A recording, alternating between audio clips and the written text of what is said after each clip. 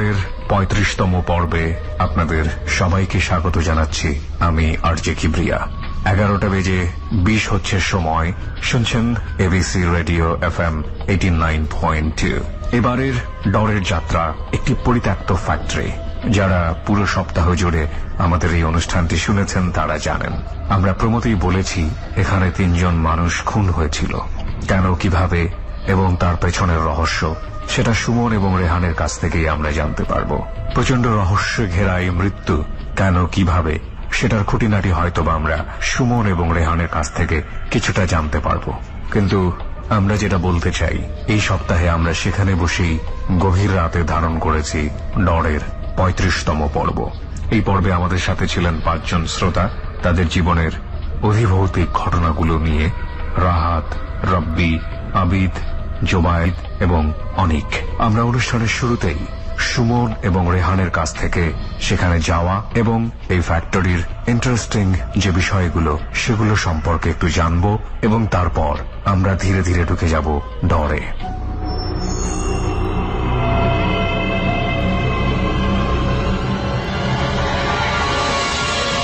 ডর মানে ভয়। ফার্স্ট অফ অল আমার মনে হয় তুই একটু জায়গাটা একটু বল মানুষকে। জায়গাটা আমার মনে হয় যে আমি কি বলবো, হয়তোবা অনেকে এই জায়গাটা চোখে দেখেছে, বিশেষ করে যারা ঢাকা থেকে কুমিল্লা কিংবা চট্টগ্রামের দিকে আসা যাওয়া করে। তবে এই জায়গাটা না খেয়াল করা খুব টাফ হবে, কারণ এখানে কিন্তু কোনো স্টপেজ নেই আশেপাশে, এবং এখানে যত গাড়ি দেখলাম খুব স্পিডে চলে যাচ্ছে। যারা ঢাকা চট্টগ্রাম হাইওয়ে ধরে চলাচল করেন কিংবা এখনো আছেন, হয়তোবা কিছুক্ষণ আগেই আপনি এই জায়গাটা ক্রস করে গেছেন। কাঁচপুর ব্রিজ পার হওয়ার বেশ খানিক এগিয়ে গেলে হয়তোবা আপনাকে আধা ঘন্টার মতো সামনে যেতে হবে। এই সময়ের মধ্যেই হয়তোবা যেখানে নতুন নতুন কারখানা তৈরি হচ্ছে, ঠিক একটু খেয়াল করলে বুঝবেন যে সেই কারখানাগুলোর আশেপাশে কিছু পরিত্যক্ত কারখানা রয়ে গেছে। আজকে আমরা যেই কারখানাটাতে রয়েছি, কারখানাটা প্রায় 20 বছরের মতো হয়ে গেছে যেটা বন্ধ হয়ে গেছে, এবং দেখেও বোঝা যাচ্ছে মিনিমাম 20 ইয়ার্স এখানে কেউ ঢোকে না, কেউ আসে না। ইভেন কিছু কিছু জায়গায় ওই যে দেখো, এখানে টর্চ মারলে মনে হচ্ছে যেন রক্তের ছোপ ছোপ, কিন্তু আসলে কিন্তু ওগুলা জং ধরে ধরে বা কোনোভাবে চুনা পড়ে পড়ে এই ধরনের দাগ হয়ে গেছে। আর সবচেয়ে বড় কথা হচ্ছে দেয়ালগুলা খেয়াল করছিস যে পুরা লতা পাতায় ভরে গেছে, একদম বিচ্ছিরি অবস্থা। গেস্টদেরকে এই রুমে আনেনি, আর না আনার বিশেষ কারণ হচ্ছে এখানের স্টোরিটা একটু different. But first of all I think listener should know যে আমরা স্টোরিটার সোর্সিংটা কোথা থেকে পেয়েছি। সোর্সিংটা আমরা পেয়েছি এমন একজনের কাছ থেকে যার মৃত্যু হয়েছে এই রুমের ভিতরে। তার সন্তান আমাদেরকে বলে, এবং তার একটাই কন্ডিশন ছিল যে সে তার নাম এবং পরিচয়, এমনকি তার বাবা যে এখানে মারা গেছে এই রুমের ভিতরে, সেটাও সে ডিসক্লোজ করবে না। এবং ডিসক্লোজ না করার মূল কারণ হচ্ছে এই রুমে কি ঘটেছে না ঘটেছে, যেই লিক আউট করেছে কারো কাছে, সে বেঁচে থাকেনি, এবং তার বাবাও তাদের মধ্যেই একজন। ওকে দোস্ত, আপাতত আর কিছু বলিস না, যারা আমাদের সঙ্গে আছে তাদের ঘটনাগুলো শুনি, আর এই ঘটনাগুলো বিস্তারিত ভাবে কেন এখানে আসছি, কি ঘটেছিল, কি কারণে পরিত্যক্ত, এবং রিসেন্ট কি ঘটনা ঘটে গেছে, সমস্ত কিছু আপনারা শেষে জানতে পাবেন। ওকে, তুই যখন বলছিস এখন আর নাই বললাম। আবার স্টোরি, আবার ডর, আবার কিছু অতিথি নিয়ে আপনাদের সাথে চলে আসলাম আমরা। আর আমাদের সাথে আজকে বেশ কয়েকজন আছে। প্রথমে কার স্টোরি শুনবো বল? প্রথমে আমরা যার স্টোরি শুনবো, যে সামনে আছে তার স্টোরি শুনি, এবং সেই প্রথম থেকে ওনাকে খুব বেশি উৎসাহী মনে হচ্ছে আমাদের কাছে। আর আমাদের ডট টিমের একজন বললো তার চেহারা দেখেই নাকি মনে হচ্ছে যে সে এখনো ভীত। রাইট, সেটাই আমি বলতে যাচ্ছিলাম। সো আমরা প্রথমে তার কাছেই যাই। আপনার নাম, পরিচয়, কোথায় থাকেন? জি, আমার নাম রোমান হোসেন রাহাত, আমি সোনারগাঁ নারায়ণগঞ্জ থেকে এসেছি। ওকে, সো আমরা ডট টিমের কাছে বেশ কয়েকটা ঘটনার কথা শুনেছি আমরা আপনার চোখে মুখে ভয় দেখতে পাচ্ছি। সো আমরা আর অন্য কোথাও না যাই, এই ভয়টা কাজে লাগিয়ে আমরা স্টোরিতেই চলে যাই। কি বলিস? তার আগে শুধু একটা প্রশ্ন, আপনার সাথে ঘটেছে তো ঘটনাগুলো? জি, আমার সাথে ঘটেছে। এই ঘটনাগুলো ঘটার আগে বিশ্বাস করতেন অলৌকিকতায়? না, তেমনটা বিশ্বাস করতাম না। ঘটার পরে হয়তো পুরোপুরি বিশ্বাসটা আসছে আমার উপর। আচ্ছা, ঠিক আছে। তাহলে আমাদেরকে একটু বলুন কবে আপনার সাথে ঘটনাটা ঘটে, কোথায় ঘটে, এটা বলে আপনি শুরু করুন। ঘটনাটা প্রথম যে ঘটনাটা বলবো সেটা ঘটছে আমার সাথে আজ থেকে 5-6 বছর আগে। আচ্ছা, ঘটনাটা ছিল আপনার বর্ষাকালের সময়। ঘটনাটা আপনার আষাঢ় শ্রাবণ এরকম মাস। তো ওই সময় আপনার আমার এক মামা ছিল, মামাটা খুব মাছ। জায়গাটা কোথায়? জায়গাটা ছিল আমাদের বাড়ির পাশে। আচ্ছা, আমাদের গ্রামের নামটা হচ্ছে পরমেশ্বরদী আর কি। ওকে, জি। তো ওইখানে অনেক নদী কেন্দ্রিক আর কি, নদী কেন্দ্রিক না, বর্ষাকালে অনেক পানি থাকে চারিদিকে। তো আমার মামা প্রায় অনেক শুকনা মাছ উনি মাছ ধরতো, আর উনি আচ্ছা। এরকম মাছ ধরতো অনেক সব জায়গায় মাছ মানে গেলে উনি মাছ নিয়ে আসতো, Okay. মাছের এরকম একটা নেশা ছিল। তো ওনাকে আমি একদিন দিনের বেলা বলি যে মামা আপনি আজকে রাত্রে মাছ ধরতে গেলে আমি যাবো আপনার সাথে। Alright. তো বলে ঠিক আছে চলো। তো উনি ঠিক রাত 12টার দিকে আমাকে এসে ডাক দেন যে চলো মাছ ধরতে যাবো। তো যাই, যাওয়ার পরে নৌকা নিয়ে যখন মাছ ধরতে যাই, মাছ মোটামুটি ভালোই পাচ্ছি। আচ্ছা। তো মাছ ধরতে ধরতে আমাদের এই গ্রামে যে চকে আমরা যাই মাছ ধরার জন্য, তো ওই চকের মধ্যে যে পানি চারদিকে, পানির মাঝখানে একটা তুপ ছিল। আচ্ছা। যে তুপটা আমরা বর্ষাকালে ওটা মানে ডুবে যায়, টুপ ছিল শুকনোই বলতে থাকে। বোঝাতে যাচ্ছেন মাটির জি, উঁচু একটা মাটির জায়গা ছিল, উঁচু একটা জায়গা। দিকে পানি জি, যেখানে। তো ওইটা মানে বর্ষাকালে এটা মানে ডুবতো না, এটা আচ্ছা। এরকমই থাকতো। যথেষ্ট উঁচু আছে। তো আমরা ওইখানে ওই পাশে যখন যাই, ওই তুপের উপরে 4 জন লোক দেখতে পাই, একটা মহিলা আর তো 3টা পুরুষ এরকম টাইপের দেখতে পাই। তো দেখার পরে মামাকে প্রশ্ন করি মামা এরা কারা? তো তখন রাত তো মনে হয় 1টা-1:30 হ্যাঁ, রাত বাজে। প্রায় 1টার উপরে। আচ্ছা। কি তো ওরা করছিল? মোটামুটি ওরা দাঁড়িয়ে রয়েছে একটা লাশ নিয়ে, মানে সামনে একটা লাশ টাইপের একটা কিছু, আচ্ছা। মানে পেঁচিয়ে একটা ওগলা টাইপের মতো পেঁচিয়ে তারা বসে আছে, মানে দাঁড়িয়ে আছে, আচ্ছা, আচ্ছা। 3 জন দাঁড়িয়ে আছে লাশটা সামনে রেখে। এবং তাদের মধ্যে একজন মহিলা আর 2 জন মহিলা। পুরুষ। মহিলাটা বোরকা পরা ছিল কালো। আচ্ছা। তো মামাকে বললো মামা এটা কি? কয়, ঠিক আছে চুপ থাকো, এটা কিছু না, দেখি কি হয়। তোরা আমাদেরকে দূর থেকে ফ্লো করে ডাক দেয় আমাদেরকে, ইশারায় যে এখানে আসো। আমি মামাকে বললাম মামা যাওয়ার দরকার নেই এখানে। কয়, ঠিক আছে দেখি না কি হয়। তো আমরা যাই, যাওয়ার পর ওরা বলতেছে যে আমরা সামনে ভিটিপাড়া যে নামক স্থানটা আছে ওইখানে যাবো, Okay. আমাদেরকে একটু বার করে দিয়ে আসেন। তো আমি সাহস করে একটু প্রশ্ন করি যে আপনারা এখানে কেন আসছেন, বা এখানে তো আপনারা এটা আসার কোনো প্রশ্নই আসে না, নৌকা ছাড়া তো এখানে আসবেন কিভাবে? কয়, নৌকা দিয়ে আসছি, নৌকার একটা বাড়িতে প্রবলেম হয়েছে, আমাদের এখানে নামিয়ে চলে গেছে দিয়ে। আচ্ছা। তো আমি কেমন জানি একটু ইয়ে লাগতেছে আমার কাছে, যে আসলে- সংকোচ। হ্যাঁ এটা তো হতেই পারে না। যাই হোক তারপরে বিশ্বাস করে নিয়েছি। তো মামা আমাকে বললো মামা কি করবেন? কয়, ওটা বিপদে পড়ছি নিয়ে যাই। আর নৌকাটা যথেষ্ট বড় ছিল, 4-5 জন একসাথে ওঠা যেত। তোরা লাশটা নিয়ে নৌকার মধ্যে সবাই ওঠে। 3 জন যে পুরুষটা 3 জন পুরুষ ছিল লাশটার পায়ের দিকে আর কি, আর আমি আর মামা এক সাইডে চলে আসি। মামা যেখানে নৌকাটা চালাচ্ছে ওই 3 জন side-এ। পুরুষ, আপনি বললেন 2 জন পুরুষ আর না, না। 1 জন মহিলা। 3 জন পুরুষ 1 জন মহিলা, আচ্ছা, প্লাস তাদের সাথে একটা 4 লাশ। একটা লাশ। Okay. আর লাশটা মেয়ে বা ছেলে কিনা সেটা আমি আদৌ বলতে আচ্ছা, পারবো না। তো 3টা পুরুষ পায়ের দিক দিয়ে বসে, আর মাথাটা ছিল আমাদের এদিকে, তো মহিলাটাই মাথা বাসিয়ে বসে। আচ্ছা। আমি মামাকে মানে পায়ের মামা নৌকা চালাচ্ছে, মামার কাছে আমি বসে আছি। তো ছোট ছিলাম ওই সময়, তো মামাকে বলতেছে মামা আমার কাছে যেন ভয় লাগতেছে। ভয় লাগার কোনো কারণ নেই, যে তোরা সামনে যাবো, যে তো নামিয়ে দিয়ে আসি। তো নৌকা চালাচ্ছে, আর পাট ক্ষেত ছিল অনেক, পাট ক্ষেত তারপরে দইঞ্চা ক্ষেত এগুলো ছিল। আচ্ছা। তো ও চালাচ্ছে নৌকা পাট ক্ষেতের সাইড দিয়ে। তো ওরা আমি ফলো করতেছি, একটু যাওয়ার পরে যে কেমন জানি লাশের যে মাথার মুটিটা মহিলাটা খুলে ফেললো। খুলে ফেলার পরে ওই 3টা পুরুষও মানে পুরো ইয়াটি খুলে ফেললো, ওগুলাটা যেটা বলে খুলে ফেলছে, যেটা দিয়ে পেঁচিয়ে রাখা হয়েছিল পেঁচিয়ে সেটা রাখা খুলে হয়েছিল ফেললো সেটা। আর কি। আর কেমন যে রক্তের একটা দাগও লাগা ছিল ওইটার মধ্যে, ফলো করতে পারছি জোনাকে আচ্ছা। হয়তো। তো ওই পুরুষ 3টা লাশটা যখন ওইটা খোলার পরে মহিলাটা খুলে ফেললো, তো আমি দেখতে পেলাম যে হয়তো বা লাশটা পোস্টমর্টম করে আসছে যেহেতু, তো এটা একটু কাটাছেড়া হইতেই পারে।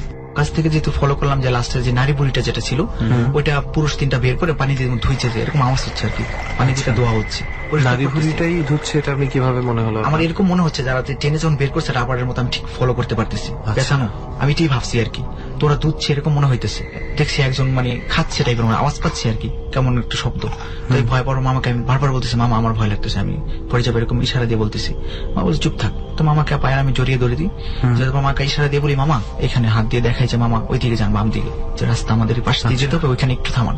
তো এরকম করতে করতে লাস্টটা প্রায় ওরা মানে খাচ্ছে এরকম টাইপের মনে হচ্ছে আমার প্রচন্ড ভয় লাগতেছে, আমি পানি থেকে পড়ে যাবো এরকম অবস্থা। আচ্ছা। তো যাচ্ছি, মামা যদি বুদ্ধিমত্তার কাজ করছে, উনি নৌকাটা আস্তে আস্তে ওই পাটটার, মহিলাটা বলতেছে যে আমাদের ঠিক মতো ওইখানে নিয়ে যাও, কিন্তু এদিকে ঠিক মতো চালাও, এদিকে তাকানোর দরকার নেই। তো আমরা যাচ্ছি, যাওয়ার পর ওই পাড়ের কাছে যখন আমরা যাই, মামা আমাকে বলে তুই নাম।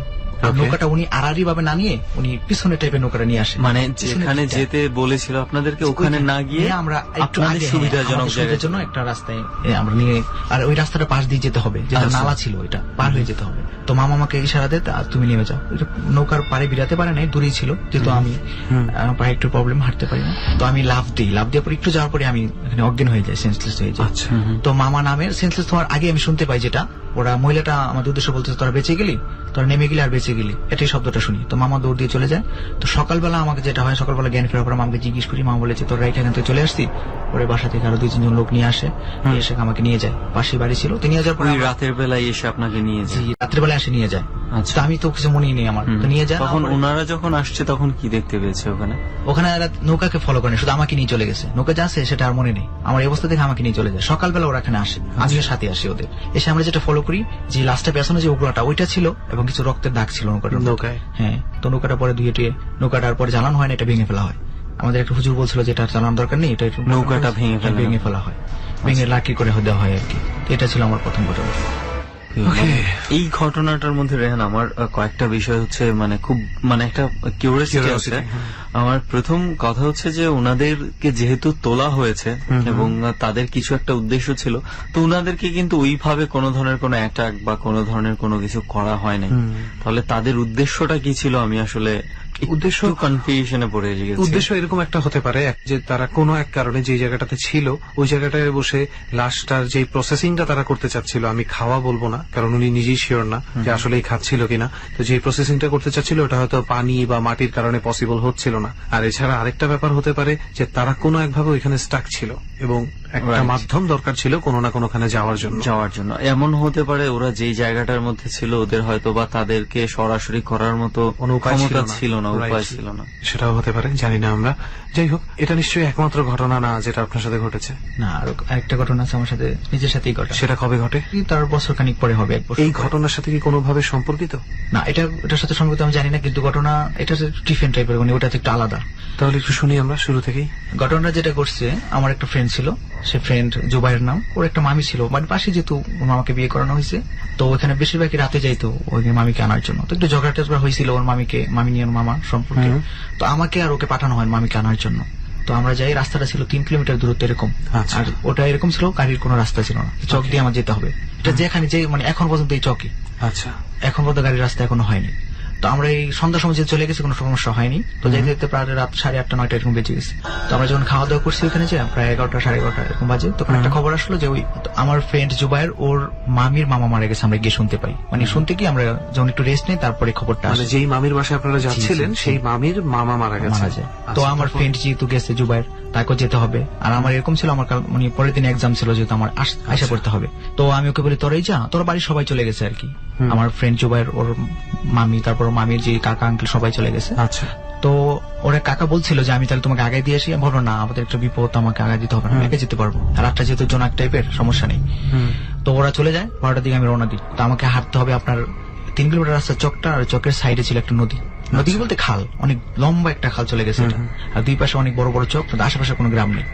এরকম একটা ইয়ে দিয়ে আমার হাঁটতে হবে। তো আমি হাঁটতেছি, আস্তে আস্তে হাঁটতেছি। কিছুক্ষণ যাবার পরে আমি দেখতে পেলাম যে 2 জন লোক মাছ ধরতেছে এরকম। আচ্ছা, একটা লোককে আমি চিনি না, আরেকটা লোককে আমি চিনি, আমার কাকা হয় সম্পর্কে। তো আমি বলি, কাকা এত রাতে মাছ ধরতেছেন? জোয়ারে পানি আসছে তো মাছ পাচ্ছি, এই জন্য এখনো রয়েছি। কোথায় গেছিল? নদীর পাড়েই মাছ। হ্যাঁ জি, মানে খালটার মাঝখানে ইয়ে করছে আর কি। আচ্ছা, তো আমাকে বলতেছে ঠিক আছে আমিও যাবো, তুই একটু দাঁড়া। তো উনি, আমি একটু বসি, তো উনি মাছটা ধরে আমার সাথে আসে। আমি বলেছি কাকা আপনি আগে যান। পরে কয় ঠিক আছে, না তুমি আগে যাও, আমি পিছনে হাঁটতেছি। যাই হোক, আমি আগে হাঁটতেছি, হাঁটার পরে পিছনে একটু পরে তাকাই, আমি কাকাই দেখতে পাই না, মাছ টাছে কিছু দেখতে পাই না।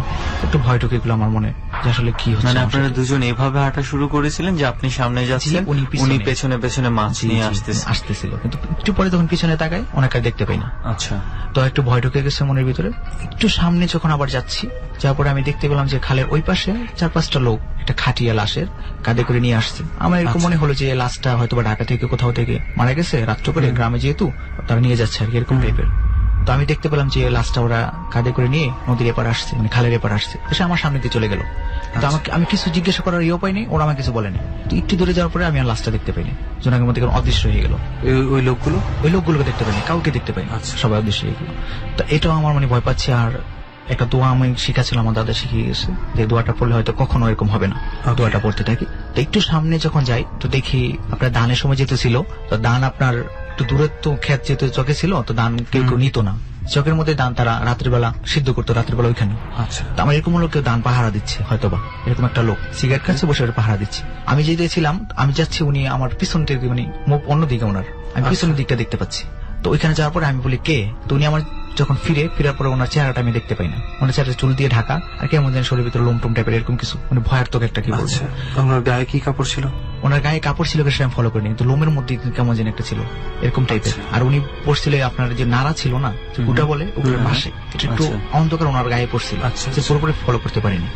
তো আমি উনি তাকানোর পরে আমি চোখটা মানে কেমন জানি ভয় আমার অস্থির, মানে পড়ে যাবে এরকম অবস্থা। তো চোখ বুঝে আমি সেই দোয়াটা আবার পড়তে থাকি।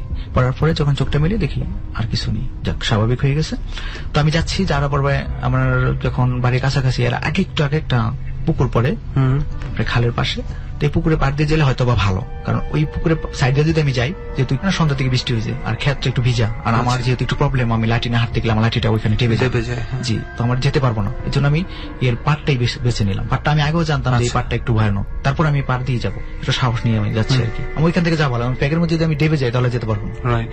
তো আমি এখান দিয়ে যাচ্ছি, তো যাওয়ার পরে যখন পাড়ে উঠি, ওঠার পরে আমি দেখি যে পুকুরের মাঝখানে 3 জন লোক একটা লাশকে গোসল করাচ্ছে, একটা লাশ পানির মধ্যে গোসল করাচ্ছে। গোসল করার পরে ঠিক তার আবার সেই পাড়ের মধ্যে বসে এই লাশটা কেমন জানি মানে তাদের পেট ফেরে এই নারী বুড়িগুলো বের করছে আর কেমন খাচ্ছে টাইপের, এরকম টাইপের। তাদের পেট ফেরে এই নারী বুড়িগুলো বের করছে আর কেমন খাচ্ছে টাইপের, এরকম টাইপের। যাই হোক, এটা দেখে আমি একটা হিজল গাছ ছিল পাশে, হিজল গাছের নিচে যাই, এটা দেখছি। তারপর দেখার পরে যে আমার কি একটা অবস্থা হয়েছে আমি বলতে পারবো না। তখন আমি দেখতে পাই যে পাড় থেকে চারদিক থেকে 4-5 জন লোক কেমন জানি আসতেছে, আমাকে ধরবে এরকম টাইপের। পিছন থেকে একটা লোক এসে আমার ঘাড়ে ধরে, তারপরে আমার কিছু মনে নেই, চোখ বুঝে আমি সেন্সলেস হয়ে যাই। কিছুক্ষণ পরে যখন আমার জ্ঞান ফিরে, তখন দেখি একটা হুজুর টাইপের লোক, উনি আমার সামনে দাঁড়ানো। তা বলতেছে, বাবা তুমি কোথা থেকে আসছো? আমি বললাম, আঙ্কেল আমি তো এখান থেকে আসছি। আপনি কে? আমাকে চিনবেন? আমি ওয়াজে গেছি নবীনগর, একটা মাহফিল হয়েছিল, ওই মাহফিল থেকে আসছি। তো আমি তোমাকে এখানে দেখে দাঁড়াইছি, তুমি এখানে কেন? আমি বলতেছি না, একটু ভয় পাইছি। এটা কোথায় যাবো? আমি পাশে যে বোনের বাড়ি ওখানে যাবো। ঠিক আছে আসো, তোমাকে আগাই দিই। তুমি পারে দাঁড়াই রয়েছি, ওনাকে আমি বললাম কতবার, তো আপনি সাঁকু দিয়ে এই পাশে আসে, কারণ আমি এই পাশে যাবো না, আমি ওইখান থেকে চলে যাবো, তুমি এখানে যাও। আর ওইখানে যাও, যেহেতু চলে যাও। কিন্তু আমি বাড়িতে উঠি, ওঠার পর পিছনে তাকাই, ওনাকে দেখতে পাই না। যেহেতু উনি এখান থেকে চলে গেল, যদি উনি হাইটেও যায় তারপর 10 মিনিট ওকে দেখা যাবে, কারণ ওইখানে কোনো বাড়িঘর ছিল না, এখান থেকে কিচ্ছু নেই, শুধু খালি মাঠ। আর জোনাক ছিল প্রচন্ড, উনি হাইটে গেলে আমি দেখবো। তো ওনাকে ফিরে 2 মিনিট পরে আমি ফিরে ওনাকে দেখি না। 2 মিনিট কি আর কম হবে, 1 মিনিট পরে ওনাকে আমি দেখি না, বাড়ির মতো নেই, কিচ্ছু নেই। তো বাড়িতে যাই গিয়ে আমার লোকটার চেহারা কি আপনি কোনোভাবে চিনতেন? চেহারাটা আমি চিনতে পারিনি, ওনার পাগড়ি দিয়ে ঢাকা ছিল। আর আশেপাশে কোনো মাহফিল আসলে হচ্ছিল? মাহফিল হচ্ছিল, ওদের মাহফিল হচ্ছিল, কিন্তু যে উনি যে ওই মাহফিলে গেছে বা ওনার বাসা, আমি জিজ্ঞেস করছি আপনার বাসা কোথায়, উনি আমার বাসাটা বলে নাই, যে আমার বাসা পাশে, এরকম টাইপের বলছে। আমি পরে আর জিজ্ঞেস করিনি যে কোন গ্রামে, এটা জিজ্ঞেস করিনি। তো আমি বোনের এখানে যাই গিয়ে আমি বোনকে ডাক দিই, ডাক দেওয়ার পরে উনি দরজা খোলার পরে আমি সেন্সলেস হয়ে যাই। তো আমার একটা মামাই ছিল তালুই, উনি আমাকে দোয়াটার পরে সুস্থ করে পানি টেনে খাওয়া। তো এই ছিল আর কি আমার দ্বিতীয় ঘটনা। ওকে, তাহলে রাহাত ভাইয়ের ঘটনা তো শুনলাম, লাশের সাথে কোনো একটা কানেকশন এখানে আছে, প্রতিবারই উনি একটা করে লাশ দেখতে পেয়েছেন। আচ্ছা, আপনার কি ছোটবেলার এমন কোন স্মৃতি আছে যখন আপনার সামনে কোনো লাশ ছিল যেটা ছিঁড়ে ফেটে গেছিল কোনোভাবে? ছোটবেলা বলতে কি, আমার বয়স যখন 4 বছর, একটা ঘটনা মনে পড়ে। আমি আমার নানিদের বাড়িতে বেড়াতে গিয়েছিলাম। আমার যে পায়ের সমস্যাটা দেখতেছেন, এটা আসলে ওইখান থেকে। কিভাবে হয়েছিল? আমি খেলতেছিলাম বিকালবেলা সন্ধ্যার একটু আগে, তো সবাই চলে যায়, আমি এখানে দেখি। তো আমি একটা লাশ, আপনার একটা ঘাপ গাছ ছিল, এটা ঝুলতে দেখি আর কি ওইখানে। তো ওইখান থেকে ঝুলার পরে আমি ওইখানে পড়ে যাই। আমার জ্বর আসে, জ্বর আসার পর থেকে আমার পাটা এরকম সমস্যা। আচ্ছা, তো ওইখান থেকে হয়েছে কিনা আমি তা জানি না এখন পর্যন্ত। ওখান থেকে এটা হয়েছে কিনা আমি জানি না, এটা বলতে পারবো না। তবে আমি আপনাকে প্রশ্নটা করার পিছনে কারণটা হচ্ছে এটা, যে আপনি যতবার ভয় পেয়েছেন ততবার আপনার সামনে একটা লাশ হাজির হয়েছে। এটা কিন্তু যথেষ্ট সম্ভাবনা আছে যে আপনার ছোটবেলার ওই ভয়টা আপনার ভিতরে এমন ভাবে গেঁথে গেছে। পাটা এখন দেখেন, এখন পর্যন্ত সেই প্রবলেমটা আমি কিন্তু হাঁটতে পারি না। আমাদের সামনে যেহেতু রাহাত ভাই আছে, আমরা দেখতে পাচ্ছি যে উনি হাঁটতে স্ট্রেচারে করে হাঁটেন, এবং তারপরও এত দূরে উনি ডরের জার্নিতে যোগ দিয়েছেন। এবং রাহাত ভাই, এইটা আমি রেহান একটা জিনিস বলতে চাই, যে ওই লাশ দেখার পরে যে ওনার জ্বরের পর থেকে, এটা শক থেকে এটা হতে পারে। আমি শক থেকে আমাদের যেটা হয় সেটা হচ্ছে নার্ভাস ব্রেকডাউন, এবং এই নার্ভাস ব্রেকডাউন থেকে আপনার ব্রেনের অনেক নার্ভ, অনেক সময় দেখা যায় যে আপনার এই পায়ের কন্ট্রোলে যে নার্ভগুলো ছিল সেগুলো সামহাও কাজ করা বন্ধ করে দেয়। এই ধরনের ঘটনাও কিন্তু ঘটে। এটা যতটুকু আমি ভৌতিক কানেকশন বলবো, তার চেয়ে বেশি হচ্ছে আপনার ভয়টা হয়তো বা কোনো কারণে এখন পর্যন্ত জানি না কেন হচ্ছে। ওকে রাহাত ভাই, বিশ্লেষণে না যাওয়াই ভালো, তাই না? না যাওয়াই ভালো। অনেকেই কমপ্লেন করছে যে আমরা বিশ্লেষণ করে দিলে নাকি তাদের মধ্যে থেকে ভয় চলে যাচ্ছে, আর আমি বিশ্বাস করি যে বিশ্লেষণের পর থেকেই ভয় শুরু হয়। সো অনেক ধন্যবাদ রাহাত ভাই, যে আপনার 2টা ঘটনা আমরা শুনেছি, এবং 2টা ঘটনাই আশা করি যারা শুনবে বা শুনছে সবার কাছে বেশ ভালো লাগবে।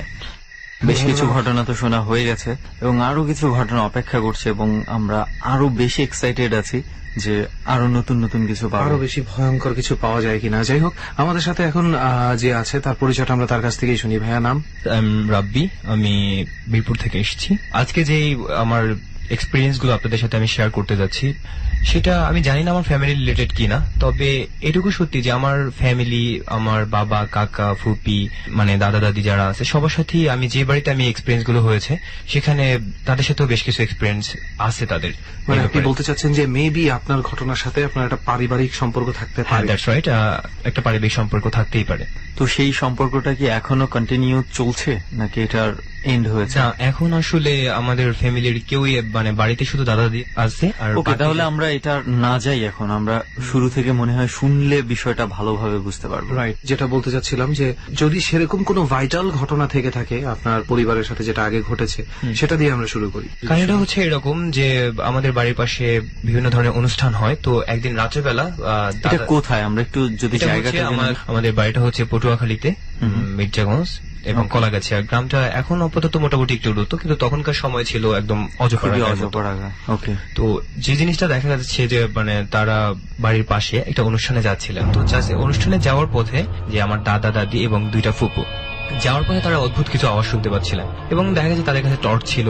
টর্চ দিয়ে আলো ফেলার পরে দেখা গেছে ওরকম কিছুই তারা খুঁজে পায়নি। আচ্ছা, অদ্ভুত কিছু আওয়াজ মানে কি, মানে কারো চলাফেরার শব্দ এই ধরনের কিছু? হ্যাঁ, এরকম কিছু একটা, যে পাশে একটা খাল ছিল, খাল দিয়ে কেউ সাঁতার কাটতেছে বা ডুব দিচ্ছে বা উঠছে, এরকম কিছু একটা আওয়াজ, পানিতে একটা আওয়াজ আর কি, এরকম। আচ্ছা, পানির মধ্যে? হ্যাঁ, পানির মধ্যে আওয়াজ হচ্ছিল।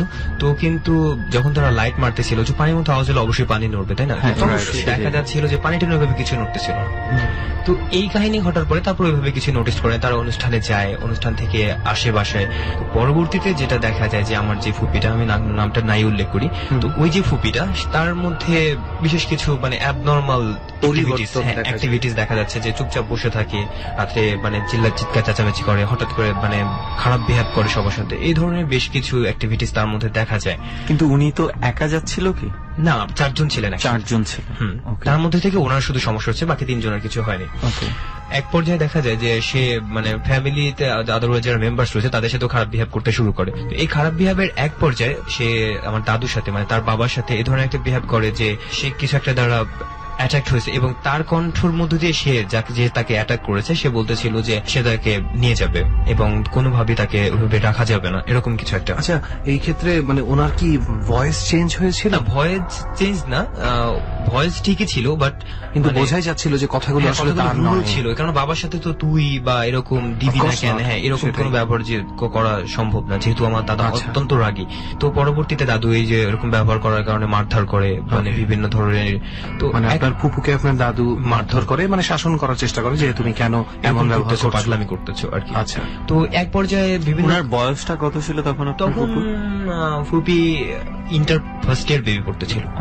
তো এক পর্যায়ে দেখা যায় যে মানে দাদু মোটামুটি একটু বিশ্বাস করতে শুরু করার পরে সে রুম শিফট করে তার মানে আমার ফুপির রুমের পাশে চলে আসে, যে তো রাত্রে কি হয় সেটা আজকে আমি দেখবো। তো এরকম এক সময় হঠাৎ করে একদিন রাত্রেবেলা মানে ফুপি চিৎকার করতে থাকে যে বাবা আসেন আসেন, ওই আসছে, আমাকে নিয়ে যেতে আসছে, আপনি একটু আসেন। তো এরকম যখন বলে, তো দাদু হাতের কাছে যা ছিল তাই নিয়ে দৌড়ে তার রুমে যায়। রুমে যাওয়ার পর ফুপি বলতেছে ওই যে দেখেন মশারির পাশে দাঁড়ায় থাকছে, হাতে পান নিয়ে আসছে, মিষ্টি নিয়ে আসছে। এটা আপনার ফুপু বলতেছে দেখেন, মানে ওকে কিছু বলেন আপনি, ওর কত বড় সাহস, ও আমার রুম পর্যন্ত চলে আসছে। আপনার দাদু কিছু দেখতে পাচ্ছে না? দাদু তখন মানে চিৎকার কি বলতেছে সব বলতে বলো, আমি তো কাউকে দেখতে পাচ্ছি না। আপনি দেখতে পাচ্ছেন না? মানে ওই যে ঝাঁকড়া চুল, মাথায় কোকড়ানো চুল, ওই যে দাঁড়ায় থাকছে, আপনি দেখতে পাচ্ছেন না? আমি তো স্পষ্ট দেখতে পাচ্ছি। তো মানে দাদু দেখতেছে যে ফুপি একদম তার মশারির এক কোনায় গিয়ে জড়সড় হয়ে বসে থাকছে। তো দাদু মশারিটা সরে ফেলে দিয়ে ভিতরে ঢুকে বলতেছে মা তুই ভয় পাস না, কি হয়েছে আমার কাছে বল তুই, তো আমি এখানেই আছি, কেউ কিছু তোর করতে পারবে না। এই তো জিনিসটা সবাই বিলিভ করে যে সামথিং ইজ রং হিয়ার। এরকম একটা পর্যায়ে যে আমার দাদির যে বাবা, আই মিন দ্যাটস মিন আমার বড় বাবা, তিনি আসলে এই ধরনের মানে ওই জিন টিনের বিভিন্ন ধরনের ইটি করে থাকেন, তার বেশ সুনাম রয়েছে। আচ্ছা, তো দাদি বাবাকে খবর দেয় যে তোমার নাতির বিভিন্ন সমস্যা হচ্ছে, তুমি একটু আসো। তো বড় বাবা বাড়িতে আসার পরই মানে ফুপি আগের চেয়েও বেশি খারাপ বিহেভ করা শুরু করে, চিৎকার চেঁচামেচি, ওকে আনছো কেন, ওরে সরাও, ওরে বাড়ি থেকে সরাও, নাহলে কিন্তু সবার সমস্যা করবো, এই ধরনের বিভিন্ন থ্রেট করতে থাকে। তো থ্রেট করতে থাকার পর বড় বাবা বলে যে থাম, তুই আমার নাতিটাকে কষ্ট দিচ্ছিস, তোকে আমি দেখতেছি। বড় বাবা কিছু একটা তাবিজ জাতীয় কিছু একটা দেন, সেটা ওই ফুপির মাথায় দিয়ে রাখার জন্য। আচ্ছা, তো এটা যখন মাথায় পড়ানো হয়, পড়ানোর পরে দেখা যায় যে মোটামুটি একটু ভালো হয় আর কি।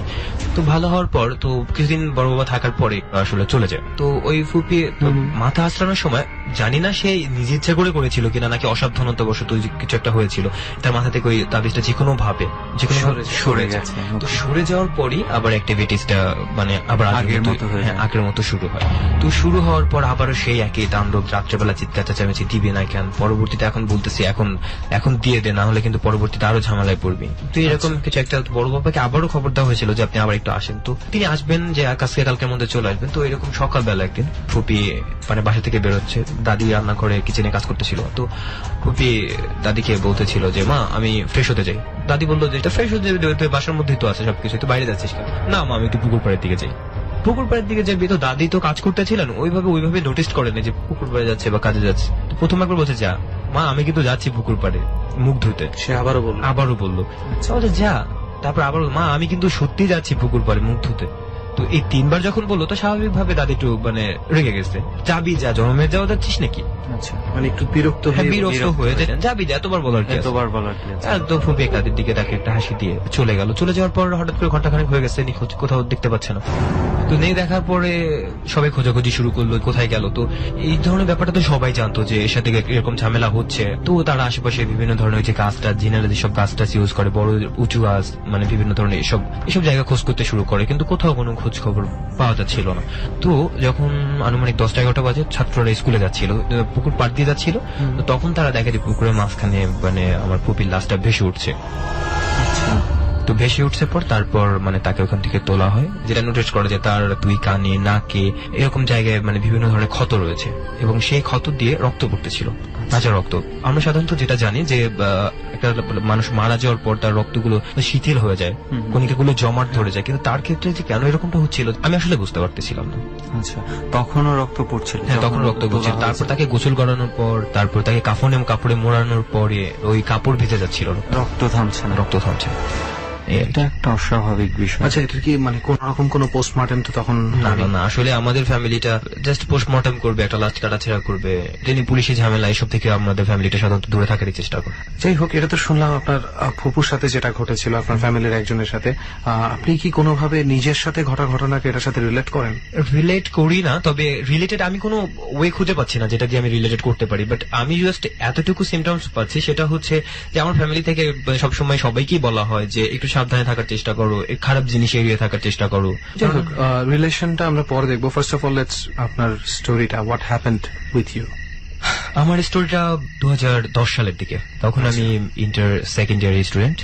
আমি ইন্টার কমপ্লিট করি আমার গ্রামের বাড়ি থেকেই। আমার টেস্ট পরীক্ষা চলতেছিল। আচ্ছা, আপনাদের গ্রামের বাড়ি পটুয়াখালীতে, যেখানে বলছিলেন? হ্যাঁ। তো আমাদের বাসায় থাকি আমি, দাদা, আমার দাদি, এই 3 জনই। আর ফ্যামিলি যারা রয়েছেন সবাই এদিক ওদিক রয়েছেন। আচ্ছা, তো আমার টেস্ট পরীক্ষা চলতেছে। আমাদের বাসাটা হচ্ছে দোতলায়। দাদু দাদি একটু বুড়া যেহেতু তারা নিচতলায় থাকে, আর আমার রুমটা একদম উপরের তলায়, দোতলায়। আচ্ছা। তো এখানে আমার নিজের মতো করে আমি থাকি। তো আমার হায়ার ম্যাথমেটিক্স পরীক্ষার আগের দিন রাতে, সময়টা ঠিক 12টা ওভার হবে, রাতে খাবার পরে অনেকক্ষণ ধরে ম্যাথ করতেছি। তো হঠাৎ করে সব লাইট তো বন্ধ, শুধু আমার রুমে লাইট জ্বলতেছে। তো আমার রুমের লাইটটা মানে আমার দরজা দিয়ে একটু দূরে গিয়ে জাস্ট আমাদের ঘরের ওই মাথায় যে সিঁড়ির ঘর পাশ পর্যন্ত পড়ে, ওই পাশ দিয়েই মানে আমাদের বাসার পাশে অনেকগুলো বাঁশ বাগান আছে। আমাদের বাড়িতে প্রায় 7টা বাঁশ বাগান আছে, এবং 7 প্রজাতির বাঁশ। আমি ওইদিকে আমার চোখটা পড়ে, পড়ার পর দেখলাম যে মানে কেউ একজন দাঁড়ায় থাকছে, এবং সে একটা মেয়ে জাতীয়, এবং সে একটা সাদা শাড়ি পরে আছে, কিন্তু তার গলার উপরের দিকটা, তার ফেসটার উপরে একটা ছায়া পড়ছে। কোথেকে ছায়াটা পড়ছে, কিসের ছায়া পড়তেছে সেটা বোঝা যাচ্ছে না, বাট ছায়া পড়তেছে এই কারণে তার ফেসটা অস্পষ্ট, আমি জাস্ট চিনতে পারতেছি না, বা পরবর্তী টাইমে তাকে দেখলে যে আমি চিনে ফেলবো যে এই সেই, এরকম কোনো মানে ওয়ে নাই, এভাবে চেহারাটা স্পষ্ট না। তো আমি মানে যেহেতু স্বাভাবিকভাবে এইসব বিশ্বাস কম করি সবাই, তো আমি ভাবলাম যে হয়তো ওই ভৌতিক কোনো ব্যাপার স্যাপার, যে পর্দা নড়তেছে আমি ভাবতেছি ভূত, তো এরকম কিছু একটা ভেবে কনসেন্ট্রেশনটা ওর দিক থেকে ঘুরিয়ে আমার দিকে নিয়ে আসি। তো আমি আমার মতো ম্যাথ করতেছি।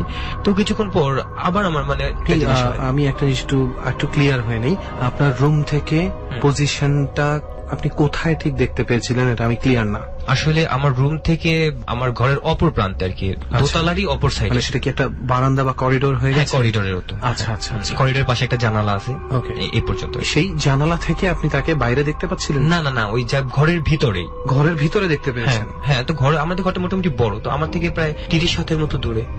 তারপরে আপনার কাছে মানে আমি আসলে ভৌতিক লাগেনি? না, ভৌতিক আমি আসলে সচরাচর এই ধরনের কিছুতে বিশ্বাস করি না। পৃথিবীতে জিন আছে, বাট ভূত প্রেতাত্মা এসব আমি টোটালি আসলে বিলিভ করি না। ওকে, আপনি মানে বিভিন্ন লজিক দিয়ে আপনি এটা মাথা থেকে সরিয়ে দেওয়ার হ্যাঁ, যে চেষ্টা না, এটা করছেন। আমি কিছু একটা দেখছি, ওটা কিছু না, জাস্ট হয়তো বা পর্দা নড়তেছে, ইগনোর করেছে। ইগনোর করছে। তারপর পরবর্তীতে যে জিনিসটা কি দেখলাম আবার একটু দেখি, তো এই কিউরিয়াসিটির বশবর্তী হয়ে আমি নেক্সট টাইম আবার তাকাই। আবার তাকাবার পরে দেখা যায় যে সে আগে ছিল 30 হাত দূরে, এখন 30 হাত থেকে 10 হাত সে মাইনাস করে দিয়েছে, 20 হাতের এরিয়ার মধ্যে আরো চলে কাছে দেখতে কাছে পাচ্ছেন। চলে আসছে। এবার কি আপনি চেহারা দেখতে পাচ্ছেন? না, এবার ওই একই সিস্টেমের অবস্থা, ওই একইভাবে ছায়া একেবারে মানে এতটুকু, মানে জাস্ট গলার উপরটা, এদিকে আমি ক্লিয়ার দেখতে পাচ্ছি শাড়ি, হাত দেখতে পাচ্ছি, মুখের ওই জায়গা থেকে অস্পষ্ট আপনি বুঝতে স্পষ্ট পারছেন। শাড়িটাও দেখতে পাচ্ছি সাদা, পাড়টা সাধারণত শাড়ির যে পাড় থাকে লালও না আবার ওই যে খয়েরিও না, এরকম কিছু একটা আছে।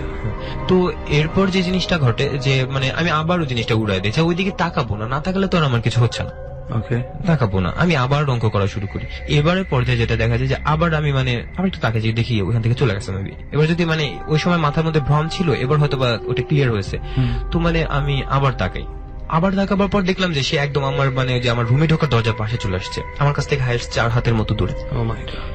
আমি সাথে সাথে আমার সমস্ত মানে বাহ্যিক যে ইন্দ্রিয় গুলো রয়েছে, আমার হাত পা, আমার গলার কণ্ঠস্বর, স্টিল পজিশন, জাস্ট স্ট্যাচু, এরকম একটা পজিশনে চলে আসছে, যার কারণে আমি কিছু নাড়াতে পারছি না।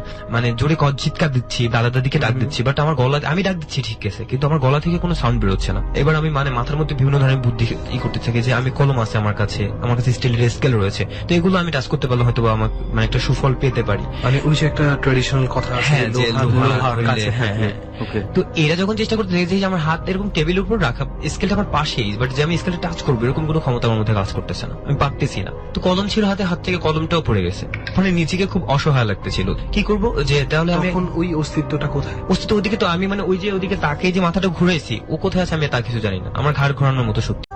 তো আমি মানে ওই যে ওদিকে তাকে যে মাথাটা ঘুরাইছি, ও কোথায় আছে আমি তা কিছু জানি না। আপনি আর ফেরার মতন শক্তিও আপনার না না, আমার ঘাড় ঘোরানোর মতো শক্তি নাই। তো চিন্তা করলাম যে পা দিয়ে ধূপধাপ আওয়াজ করি, আমি যদি চেয়ারে বসা পা দিয়ে যদি নিচে মেঝেতে আঘাত করি, তাহলে একটা শব্দ হবে যেটা নিচের মানুষকে জাগায় দেবে যে ওরা এত রাতে এরকম শব্দ করতেছে কেন। তো এরকম করতেছি, বাট আমি কানে শুনতেছি যে কোনো শব্দ হচ্ছে না। আর এই পজিশনে যে জিনিসটা হচ্ছে, আমি প্রচন্ড পরিমাণ ঘামছি, আচ্ছা। এতটা ভয় পাচ্ছে যে আমি বুঝি আমার মনে হয় আমি কি আর নেক্সট টাইম কিছু করতে পারবো না, আমার লাইফ থেকে এখানে দা এন্ড হয়ে গেল নাকি। তো এরকম এক পর্যায়ে দেখা যায় যে কিছুক্ষণ পর আমি ফ্রি হয়ে যাই। তো ফ্রি হয়ে বা হাত নাড়াচাড়া করে মানে চিন্তা করলাম যে এত রাত্রে দাদা দাদিকে ডাকবো, তো এত রাত্রে যদি তাদেরকে ডাকি তাহলে হয়তো বা তারা ভাববে যে ও খামোখাই ভয় পাইছে, ইগোতে লাগবে যে সাহস নাই ছেলেটার, যে যা দেখছে আমার তো কোনো ক্ষতি হয় না। তো এটা যদি নিচে বলি তাহলে বিভিন্ন ধরনের ঝামেলার সৃষ্টি হবে, এই করো তো হুজুরের কাছে যাও, এই জিনিসটা চিন্তা করে যে না এসব আমি পছন্দ করি না, যেহেতু এসব আমি ভুলে যাই। তো চিন্তা করলাম মাস্কের মতো ম্যাথ করা এখানে বন্ধ থাক, মানে আমার এখন ঘুমোতে যাওয়া উচিত। তো এটা চিন্তা করে টেবিলের উপর থেকে বই খাতা সবকিছু গুছিয়ে রেখে তো লাইট অফ করতে যাবো, টেবিল থেকে উঠছি, উঠে মোড় ঘুরে যখন আমি আমার খাটের দিকে যাব, তো আমার খাটের দিকে যাওয়ার পথে আমার পাশে একটা সোফা পড়ে, সোফার পরে খাটটা, আর খাটের ঠিক মানে বাম সাইডে একটা উইন্ডো রয়েছে বা জানালা রয়েছে, ওই জানালাটা খোলা। তো আমি দেখতে পাচ্ছি সে ওইখানে জানালার ধারে মানে থুতনিতে হাত দিয়ে বসে আছে, বসে ঠিক আমার দিকে তাকাতে আছে। জাস্ট ঘুরে দেখলেন যে আপনার সামনে সে বসা খাটের উপর, হ্যাঁ, খাটের উপর গালে হাত দিয়ে। গালে হাত দিয়ে। এবার কি তার চেহারা দেখতে পাচ্ছিলেন? ওই চুল উঠতেছিল, খেয়াল আছে যে চুল উঠতেছিল। আচ্ছা। এই জিনিসটা দেখার পর আমি আবার ওই আগের মতো হয়ে যাই, আমি ধূপ করে ওই যে সোফার উপর পড়ে গেলাম এবং ওই অবস্থায় আমি ওখানে ঘুমিয়ে পড়ি। পরের দিন সকালবেলা ঘুম থেকে উঠে দেখি যে মানে আমি অর্ধেকটা সোফার উপরে, অর্ধেকটা নিচে। তো চিন্তা করলাম কি হয়েছে, মানে হঠাৎ করে তো কিছুই মনে পড়ে না। তারপরে কিছুক্ষণ পর আস্তে আস্তে করে সবকিছু মনে করলো। তো মনে করার পরে যে ফুপির কথা মনে পড়লো, যে ফুপির ক্ষেত্রে তো এরকম কিছুটা হয়েছিল, তো আমার এখনই সাবধান হওয়া উচিত। তো আমি ব্যাপারটা দাদির সাথে শেয়ার করি, দাদির সাথে শেয়ার করার পর ওই যে সচরাচর যেটা বলবে যে হুজুরের কাছে যাও, তো আমি হুজুরের কাছে যাইনি, সচরাচর আমাকে বলা হলো যে নিচে শিফট করতে। আচ্ছা। তো এইভাবে কোনোভাবে মানে এসএসসিটা কমপ্লিট করে তারপর ঢাকায় চলে আসি। আসলে আমি ওভাবে কিন্তু কোনো রিলেশনশিপ খুঁজে পাচ্ছি খুঁজে না। আমিও পাচ্ছি না, তবে শেষ পর্যন্ত চেহারাটা দেখাই যায়নি, আপনি দেখতে পারেন। আমি যে তার ফেসটা দেখে তাকে মনে রাখবো যে কোনো একদিন সামনে পড়লে মানে বানিয়ে নেবো যে তুমি আমাকে বা আপনি হয়তোবা চেহারাটা দেখলে বুঝতে পারতেন যে আপনি আগে কখনো দেখেছেন কি দেখেননি, বা আপনার পরিচিত বাট আমি কিনা। ফেসটা ওইভাবে দেখতে পারি না। আর এরপর কি আর এই ধরনের কোনো কিছুর সম্মুখীন আপনি হয়েছেন? ওই ছোটখাটো বিষয়ে কিছু একটা ঘটে, যেমন ধরেন রাত্রে 10টা-11টা বাজে, বাজার থেকে বাড়িতে যাচ্ছি, হঠাৎ করে শব্দ শুনতেছি যে ওই যে আমাদের বাড়িতে যাওয়ার পথে জাস্ট একটা বাগানের মতো পড়ে, দুই পাশেই বাগান কিন্তু মাঝখান দিয়ে রোডটা চলে গেছে। তো ওই দিক দিয়ে যাওয়ার সময় দেখা গেছে যে বিভিন্ন ধরনের সাউন্ড শুনতে পাচ্ছি, ওগুলো তো ভয় পড়বো ওটা কি মানুষ, আপনি আমি ভাইটাল ঘটনা না। হিসেবে ধরছেন না? না, ওগুলো আমি যে চলে গেলাম, বাস শেষ, ওখান থেকে চলে গেলাম। ওকে। আর আমার সবচেয়ে খারাপ অভ্যাস হচ্ছে আমি গ্রামে গেলে এখনো যেটা হয় যে আমি খুব রাতে বাইরে থাকি, বন্ধুদের সাথে আড্ডা দেই, এদিক ওদিক ঘোরাঘুরি করি। খারাপ অভ্যাস যেটা এখনো আমি ছাড়তে পারিনি।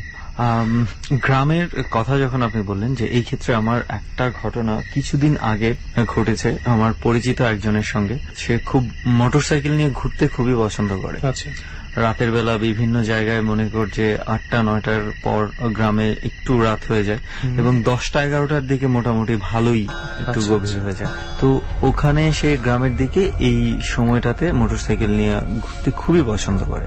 তো সে একদিন মোটরসাইকেল নিয়ে বের হয়েছে অ্যাজ ইউজুয়াল, এবং তার কানে হেডফোন ছিল, মানে সে খুব মজা পাচ্ছে মোটরসাইকেল আচ্ছা। চালিয়ে। তো একটা সময় যাইতে যাইতে এমন একটা রাস্তায় গেছে যেখানে মনে কর যে আশেপাশে কোনো ধরনের কোনো বাড়িঘর নেই, একদম হাইওয়ের মতো একটা জায়গা আর কি, যদিও এটা হাইওয়ে না। তো ও চালাচ্ছে, মোটরসাইকেল চালিয়ে যাচ্ছে। ও আবার সাধারণত এই সময়টাতে ও একা বের হয় না, কাউকে না কাউকে নিয়ে বের হয়। তো ওই দিন আবার কাউকে পায়নি, তো ভাবলো যে ওর মন চাচ্ছে বাইক চালাতে, ও নিজে একাই বের হয়ে গেছে। তো ওর যেটা মানে বললো আমাকে, ও একটা জায়গা আছে, যদি জায়গাটার নাম বলি ওই এলাকার সবাই চিনে ফেলবে, সেই জন্য জায়গাটার নাম বলছি না আমি। তো ওই জায়গাটা হচ্ছে এমন একটা জায়গা, আমি নিজে দেখেছি ওই জায়গাটার দুই পাশেই বিলের মতো পুকুর আছে, অনেক বড় পুকুর বলতে মানুষ ব্যবহার করে কিংবা মাছ চাষ হয় ওই ধরনের পুকুর না, জাস্ট পানি জমে আছে, অনেক বড় গর্ত আর কি, প্রাকৃতিক ভাবেই এখানে পানি জমে। এবং আশেপাশে দুই পাশেই বিশাল বড় বড় বট গাছ আছে এবং কবরস্থান আছে দুটা। আচ্ছা। তো এমন একটা জায়গার মধ্যে ও যখন মোটরসাইকেল চালায় যাচ্ছে একা, 11টার উপরে বাজে, ও হঠাৎ করে দেখলো যে রাস্তার এই পাশ থেকে এই পাশে কে যেন একটা এক দৌড়ে চলে গেছে, এবং এটা যে একটা মানুষ দৌড়ে গেছে এটা কিন্তু স্পষ্ট, কিন্তু বুঝতে পারেনি যে আসলে এটা কি ছেলে ছিল, মেয়ে ছিল, বা কি ছিল, কিরকম ছিল এটা বুঝতে পারেনি। তবে একটা মানুষ চোখের পলকে দৌড় দিয়ে এই পাশ থেকে এই পাশে আসলে যেরকম মনে হবে ঠিক এরকম। ওই রাস্তাগুলোতে অনেক সময় ডাকাতি হয়। তো ওর মাথায় প্রথমে এইটা কাজ করেছে যে কোনো ডাকাতি কোনো ঘটনা কিনা। ও আর কোনো কিছু না ভেবে স্পিড বাড়ায় দিয়ে সামনে চলে আসতেছে যে এখান থেকে তাড়াতাড়ি সরে পড়তে হবে। তো অনেক দূর আসার পর সে দেখছে যে দূরে কেউ একটা খুব বৃদ্ধ একটা লোক, 60-এর মতো বয়স হবে, কোন একটা লাঠিতে ভর করে হেঁটে যাচ্ছে এবং গরিব বা ভিক্ষুক টাইপ এরকম মনে হয়েছে আর কি। তো ও যখন ওটা দেখতে পেয়েছে যে একটা মানুষ আছে, তো ওর ভেতরে একটু ও কমফোর্ট হয়েছে, মোটরসাইকেল চালিয়ে আসতেছে। কিন্তু দেখা যাচ্ছে যে বৃদ্ধ লোকটাকে সে যত দূর দেখেছে, প্রায় ও 5 থেকে 7 মিনিট মোটরসাইকেল চালিয়েছে, ঠিক একই পরিমাণ ডিস্টেন্সে বৃদ্ধ লোকটা রয়ে গেছে। কিন্তু যেই দূরত্বে ছিল বৃদ্ধ লোকটা, বড় জোর 1 মিনিটও যদি ও মোটরসাইকেল চালায় এবং যে স্পিডে ছিল, এই লোকটাকে ক্রস করে ফেলার কথা, অর্থাৎ ওই লোকটাকে পেছনে ফেলে সামনে চলে আসার কথা। হঠাৎ করে ওর মাথায় কাজ করলো, ঘটনা কি, আমি তো একই দূরত্বে আছি, এই লোকটাকে আমি ক্রস কেন করতে পারছি না? তখন ওর মধ্যে অন্য কিছু ঢুকে গেছে যে সামথিং প্যারানর্মাল কোনো কিছু একটা ঘটনা হতে পারে। তারপরে ও কিছুক্ষণ চালানোর পর হঠাৎ করেও খেয়াল করলো যে বৃদ্ধ লোকটার সামনে নেই। ও একটা ইন্ডিকেটর দিয়েছিল, মানে মোটরসাইকেল চালানোর সময় হেডলাইটটা উপর নিচ করা যায়, সো ও আর কি হেডলাইটটা উপর নিচ করে একটু দেখছিল, বৃদ্ধ লোকটাকে ভালো করে দেখার চেষ্টা করছিল। তো যেই না ও হেডলাইটটা একবার উপরে তুলে নিচে নামিয়েছে, তখন আর দেখে যে বৃদ্ধ লোকটা নাই। ঠিক এর কিছুক্ষণ পরেই ও স্পষ্ট খেয়াল করছে যে ওর পেছনে কেউ একজন বসে আছে। এইটা মনে করার পরপরই ও আর মানে ব্যালেন্স ধরে রাখতে পারে না, ও সাথে সাথে মানে ওখানে অ্যাক্সিডেন্ট হয়ে পড়ে গেছে। তো এটা হয়তো ওই দিক দিয়ে কোনো একটা গাড়ি বা কোনো কিছু যাওয়ার সময় খেয়াল করেছিল যে এখানে মোটরসাইকেল একজন অ্যাক্সিডেন্ট হয়ে পড়ে আছে। তো তারা পরবর্তীতে ওকে উদ্ধার করে হাসপাতালে নিয়ে গিয়েছিল। খুব বড় ধরনের কোনো ইনজুরি হয় নাই, হাতটা ছুলে গিয়েছিল। তারপরে ওর সাথে যখন কথা হলো, তখন ওর কাছ থেকে ঘটনাটা জানা হলো যে এই ধরনের ঘটনা ওর সাথে ঘটেছিল।